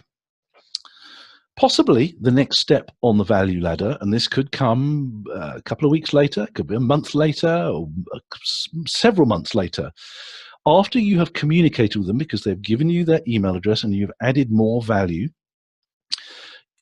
you can offer them something they might actually want to exchange some money. And the fact that you have added value to them for free through email communication to them, and this can all be automated. You can set it up all in advance. I can send you a link to a tool that will do this for you. They are far, far more likely to spend some money with you. Now, you might be thinking, well, £39, that's not an awful lot of money. Well, hold on, let's do a bit of maths here. Let's say we're getting 500 website visits a month, and that's fairly typical for most financial advisors. Let's say you're getting 500, and let's say even 20% of them purchase your ebook. All of a sudden, that £39 is multiplied up, and then if that's happening every single month, then you're beginning to see that what started as someone just exchanging an email address for them can be turned into a real revenue stream. Perhaps the next stage on your value ladder could be something which they're prepared to pay for, a private membership group. I know many financial advisors already segment their clients into the gold, silver, bronze thing, and it could be that, you know, part of your gold membership for clients is that for a monthly fee, they get access to a private group. It could be a private group on LinkedIn. It could be a private group on Facebook. It could be a private members call that you do on Skype each month. You know, it's entirely up to you. It could be a private members meeting in a hotel, a networking. You know, you're only limited by our own imagination. So once again, think about this. What started out as somebody exchanging their email address on your website, after a few months of building a relationship, building trust, building dialogue, just like I was talking about on LinkedIn, some people are going to start paying for this. And you can find that before very long, you've got 100 people paying £29 a month. The new income stream is beginning to ramp up. And not one of these people has had any financial planning from you. Another step on the ladder, value ladder can go a step further. Now, I already know one or two financial advisors who are thinking about developing their own online course through video or through Skype. And again, so what we're doing is we're going up this value ladder. And what you can see is the value and is going up, as is the price. But people won't buy this stuff unless it had a starting point, unless you communicated with them, they were starting to build. And this is the same when you meet people face to face. Trust has to build, but it will only start to build, particularly in financial planning, particularly in the internet age, after they've got real proof of your expertise. You know, I believe that financial planning is one of those services that people need to try before they buy. And a value ladder is a great way of doing that. And you can see here that there will be people who can't and won't ever be able to afford your full financial planning service, but they can afford your ebook, your course, or your membership group, something like that. You know, there are many people out there who visit your website who know and who want your financial planning expertise, but they don't actually want to meet you. This is the world we live in. They don't want to meet you. But for one reason or another, they like you, they're starting to get to know you, they're starting to trust you, and this is the sort of products they can do. We can go further up the ladder. Now we're getting expensive, you know. For mastermind group, read something else. This could be a 12-month course that you run where people meet up, and it goes on. You know, these people who view a Tony Robbins video on YouTube, who then go onto his website and exchange their email address for a free download, some of those people will end up paying $30,000, $40,000, $50,000 to spend some time in Fiji personally with Tony Robbins. And we must never underestimate the type of people who do this. Just because we're thinking that the type of people who want something free in exchange their email address are not the sort of clients that we want now, we are wildly wrong if we make that assumption, because many of these people will go the whole way up your ladder. The problem is most financial advisors don't have a value ladder. They haven't articulated what that process is. They focus on the top of the ladder. They may be thinking about a third of the way up the ladder, but they're not thinking about the whole way up the ladder. And as I said, we're only limited by our expertise and our own imagination as to what we can put. And a value ladder doesn't have to have 5, 10 steps. It could have just 3 steps on it.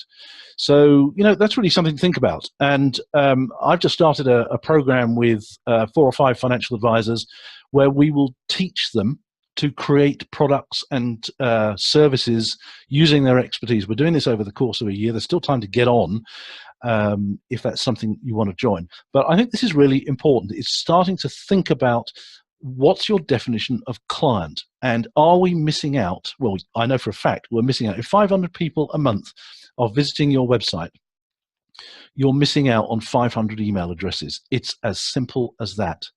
And 500 email addresses potentially could end up with 500 people paying £39 a month. It won't happen like that.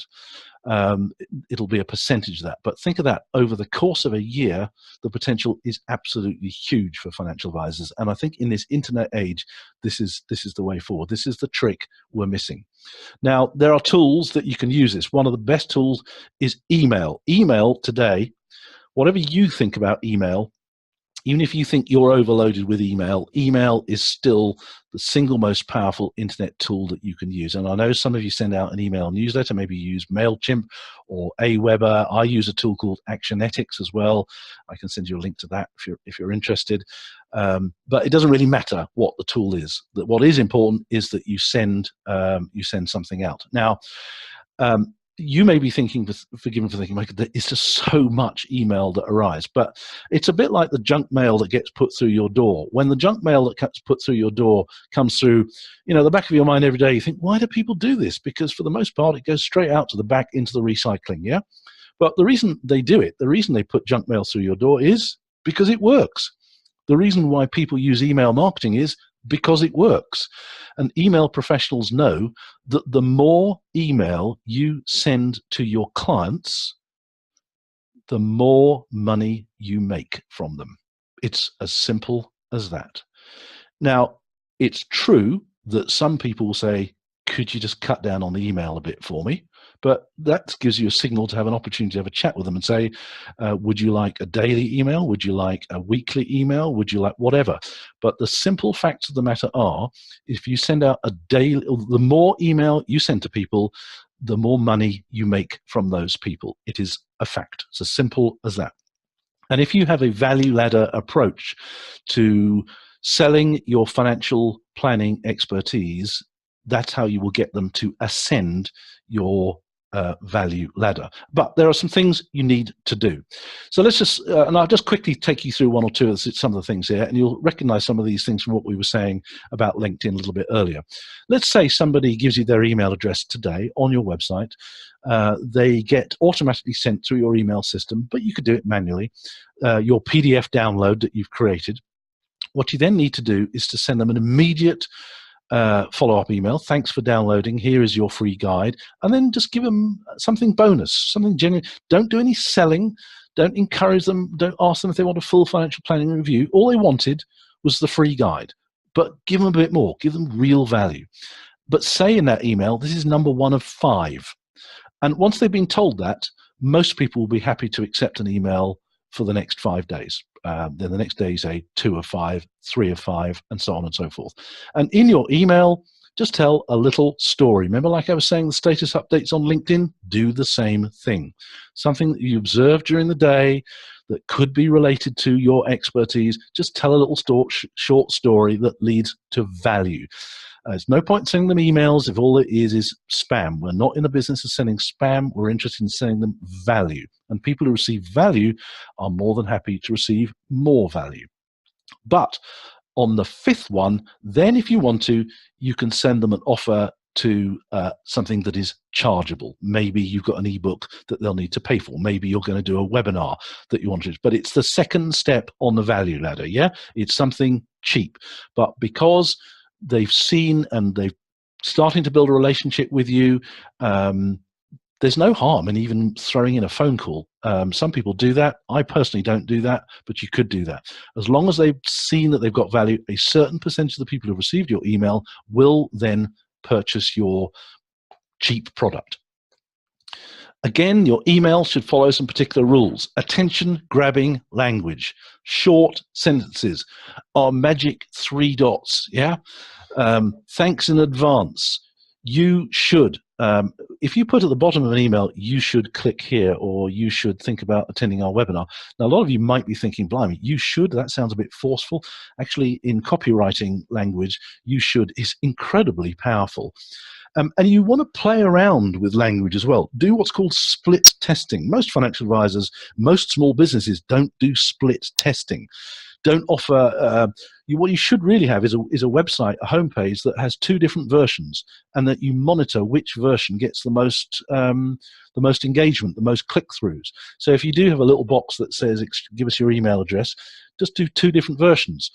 Again, most people don't do that, but when you start paying attention to what works rather than what you think works, then you see amazing differences in the amount of new leads and new business that you get. One of the things I'm going to do, one of the resources I'm going to send you is a link to a free book. It's a real book, it's free, but all you have to pay for is their postage, which is a book which shows you examples of split tests. It shows you how somebody used wording on their website, and then when they changed the wording to something else, how it increased the number of people opting into their newsletter, that kind of thing. So I'm going to send you a link to that. That's absolutely free. Use what's called epiphany stories. That means the best epiphany stories are when somebody tells something, maybe it's about their life. They were going down a particular route or a particular direction or a particular course of study, or they were doing a particular job, and it just wasn't happening for them. And then a light bulb came on and they tried another course of action, and then everything was great after that. I mean, that's grossly simplifying it, but that's an epiphany story. We hear these all the time. When I do presentation skills training for financial advisors, we teach you how to use epiphany stories so that you can use epiphany stories in financial planning seminars. They're great for financial planning webinars as well, really useful for that. Use different types of links. So maybe you do an email at the bottom. Don't just put click here, but put several different options. maybe hyperlink a particular set of text, offer people 3 or 4 different places to click. Quite often you'll find that if you've sent out an email with a particular title, if you put the title in at the end of your email as well and make that title clickable, it increases the likelihood of people wanting to click through. So these are all proven techniques that people use. Also, when you're sending out an email, in the subject line, put the letters RE then colon before your title. And when you do that, that increases the likelihood that someone will actually open the email, because it looks like it's part of a conversation of emails that's already taken place. You know, this is just a few things here that you can do that I hope you find useful today, that will actually help to get people to open your emails, because that's what you want them to do, who will then start looking forward to receiving your emails, which is what you want them to do, who will then feel that there's that a relationship is starting to happen, which is what we want them to do, who will then feel incredibly comfortable about moving to the next step and moving up your value ladder. Now, I'm conscious that time is moving on. I've got a little bit more to do, so hope you can bear with me. Now, something else that is so powerful for financial advisors, I mentioned membership groups a little bit earlier, is actually building your own community. And by that I mean taking a group of your clients, it could be all of your clients, or it could be just your very best clients, it doesn't really matter, and then adding value to them through Facebook and LinkedIn groups. So you make your group part of your value proposition. Now, we do this on Life Talk as well. Most of you on this call today are members of our mastermind group on Facebook. And that is how we add value to financial advisors. We call it our fish tank. And the financial advisors who are members of this group are the fish in the tank. But fish need feeding. So we put content in there every single day. But most of the time, the members of the group, because they feel it is their community, they put their own content in there. It doesn't matter if your group only has 5 members, whether it has 5 members, 500 members, 5,000 or 50,000 members, it doesn't matter. What does matter is that it's a private, closed group just for them, and they feel that it is a community. It's where they can interact and engage with each other, and they can receive additional value from you. And you offer that to them for free. What we do on Life Talk is I want to try and get your email addresses as well. So we actually create a funnel, if you like. So we've created a separate web page which we promote heavily across the internet and with Facebook advertising, and say, join our private financial advice community and mastermind group. Just enter your email address here. Yes, I want to join the group. Note the word yes. They click here. We've got your email address, but you also then get invited straight into the Facebook group. But that now means that you are on our value ladder, on my value ladder. But there is another way. You said you can have a private Facebook group for your clients that's free. You could also have one that you charge people for, £29 a month, £100 a month. You decide. It's part of your value proposition. It's another way of sharing your financial planning and financial advice expertise without them actually having to meet you. So I'm going back to this whole value ladder concept. Seriously, seriously important. So let's start to sum this up now and think about how we should be thinking about our marketing this year and indeed next year. As I said, new things come along all the time. But what I've been talking about, email marketing and a value ladder, has been around for a very, very long time. Just no one tells you about it. It's something that we can do. It's really easy. There's software that helps you to do it. And it works. I mean, it's a simple fact of life. This stuff works. It's a way to turn the visitors of your website into new clients who are paying for your financial advice expertise in new ways that we've never done before, that can appeal to younger people who can't yet afford your full value proposition, but do like the look of you, do get a sense of trustworthiness from you, and who are willing to pay for your expertise in new ways. So first thing I think we really need to be thinking about is get a better understanding of what's your value ladder. Do you even have one? At the moment, is there just one thing on your value ladder and it's right up there at the top? What could we be doing that would help people to get onto your value ladder and convert those website visitors into clients in the new sense of the word? To do that, you need to have a strategic approach. You need to really think about, well, who are our current clients, but who could be our new type of clients? A really good way of getting people to engage with your website is to actually put a quiz on it. Actually find out. You know who your own clients are, but who are the people who are visiting your website? Are they leaving because they're the wrong type of people, but you don't even know that? So a nice little technique is to put a quiz on your website, and to actually literally ask people, are you an older person in your 70s, 80s with money to invest? Are you a younger person just thinking about financial planning? Ask a series of questions, get them to tick a box, and then opt in with their email address to get the free guide. Have a clear think about that. And quizzes are a very powerful technique that work really well to get people who visit your website to actually become clients.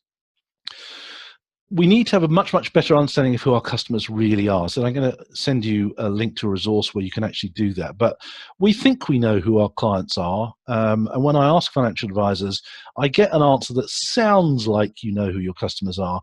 But if I then go on to ask you, just tell me your 5 best clients, what are their favorite websites? What newspapers do they read? Where do they like to travel? The sort of level of detail that you learn eventually, but you possibly don't know just yet. And when you know what sort of content they like, how often they want to read it. Do they want to read a proper magazine? So you take Martin Bamford at Informed Choice now. He puts a lot of internet content out there, but he also sends out a real magazine. These days it's super cheap to do that. But he does that because he knows some of them want to receive that.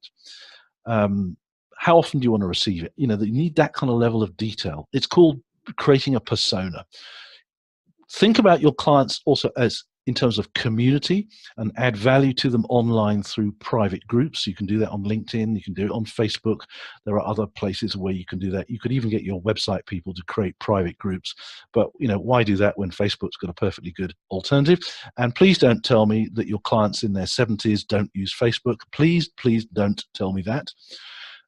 Okay, not all of them don't, but you'll be surprised just how many people you have who are elderly, who find that their life is enriched by social media. Think about taking it one stage further as well and creating chargeable groups. They can be online groups, they can be real groups where you invite people to come along as part of your value proposition. And it's a nice new income stream, but that can sit also on your value ladder as well.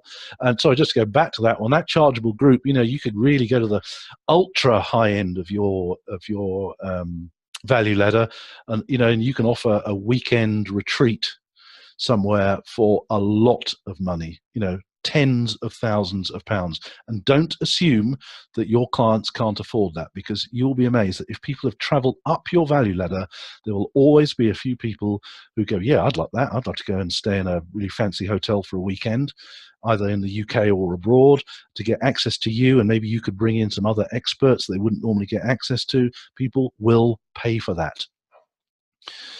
Repurpose old content. Maybe you've done some blogs in the past. This is something I think you should be thinking about. You've done some blogs in the past. Go dig those out, repurpose them, bring them up to date, and turn them into something other things. So don't just turn them into a new blog. Turn them into a podcast, a bit of audio. Turn them into a little bit of video. Don't worry too much about production values at this point. Just do something, turn them into an ebook, into a free download. Think about what you've got. Brainstorm it with your colleagues, if you have colleagues, and ask them, what sort of content could we create that people would find valuable? And people at all levels on your value ladder. Podcasting. I've been banging on about podcasting for years and years. Our friend Pete Matthew, he's the godfather of this in the financial planning world. He started out with his YouTube videos, but he realized that actually podcasting, that's audio, was always going to be a bigger thing, always going to be bigger, simply because it's got reach. You can't watch a video when you're in the shower. You can't watch a video when you're driving a car, but you can listen. But podcasting, i.e. audio, has an extra quality to it as well. Now, my brother is in radio. He has his own production company. He's also a voiceover. He creates radio commercials. And he says there's something unique about radio which TV doesn't have. And it's called cut through. Whatever breakfast radio you listen to, whether it's Radio 4, Radio 1, Radio 2, the presenters are presenting to millions of people, but when you're in your kitchen, your car, your shower, it feels like they're talking to you. So it's a very personal medium. And creating a podcast is a very powerful way of creating something that is personal to each and every one of your clients. So you could create a podcast, yes, as a marketing tool, but you could also create a podcast that is part of your value proposition. This is what I've been trying to say throughout this webinar, that we need to possibly stop looking at social media and the internet as a marketing tool, but to actually look at the communication of value through a variety of different means as part of what you do now. And some people will pay for that value if it's presented to them in a variety of different ways. And I see no reason why financial advisors can't do their own webinars either. You know, if you've not done one before, you might think, oh, this is going to be hard work, this is going to be difficult. Piece of cake, really easy, super cheap to do. Again, use your imaginations. Think about a piece of value that you could offer. Either make it something chargeable that's sitting on your value ladder, or just do it anyway, just to see how you get on as a little test. Nothing wrong with that. And the final thing I think we really need to be thinking about as financial advisors, at least I think it's the final. No, there's one more to this. Let's just take your referral mechanism up a few more notches. You know, most financial advisors get referrals from their clients, which is great. But have you got evangelists? These are the people who just will fall over themselves. They'll not just tell other people. They would be willing to, they go out of their way to help you out. These are people who love you so much, they'll be proactive about and telling other people. These are people who are a community of their own. You might have one of these, you might have 5 of these, you might have 20 if you're really lucky. But I think most financial advisors have probably got about 5. These aren't just people who refer you, but these are people at the next level. Yes, create a community out of them. Yes, add value out of them. But no, don't send them too many emails. This is an opportunity. Go meet them. Go have coffee. Go buy them lunch. Spend serious time on them. Ask them what they like about your products and your service. Ask them what they don't like about your products or service. Tell them how much you value them as clients, obviously, but as people who really help you out. When you start working on people as evangelists, you'll be amazed what comes out of the woodwork in terms of value to you and your business and the structure of your business, but in terms of great clients. Evangelists are also a great set of people to use if you're putting on seminars and workshops. These are the people who will get you bums on seats. It's as simple as that. So that's taking referrals, but taking it up a notch. And finally, something that we're going to see a lot more of in marketing generally is customization. With emails, you can customize everything. You know, within the tools, if we know their name, the emails will go out with their names on them. But I'm thinking at another level as well, is perhaps with some of your clients, actually create separate versions of pages on your websites that have got their name on it, that have got their picture on it, or that have got a video with you talking to them by name. And this again can be part of your value proposition. It works extremely well. We're going to see more and more customization in marketing, generally speaking. This will be partly due to artificial intelligence, but this is something we can do ourselves at a very simple, very basic, ordinary level. And it's a little experiment that you could try. If maybe you've got a page on your website that offers particular value, just get your website people to just replicate that page 5 times and put the name of a particular client on there and create a really, really short, simple video on your mobile phone and talk to those people and send them a message and say, oh, there's something on our website that's just for you. And this is customization. This is also customer service as well. Give it a try. It's about taking your marketing up another level, but it's really, really good. Customized everything is so, so powerful. So that's about it. I really hope you've got some serious value out of today. If you have any questions you want to ask me, something personal, just please do drop me a line, philip@philipcalvert.com, and I will get back to you as well. Please do also take a look at our new list and link service. We think they look really, really nice. The financial advisors have got listings already, absolutely love them. We think it is another way to get your presence out there, to build your profile. You can put video on your lists and link profiles as well. And it has your actual contact details so people can click straight through to you without going through a third party. Thank you very much for today. I really appreciate you being with me today. Hope you found it useful, and see you next time.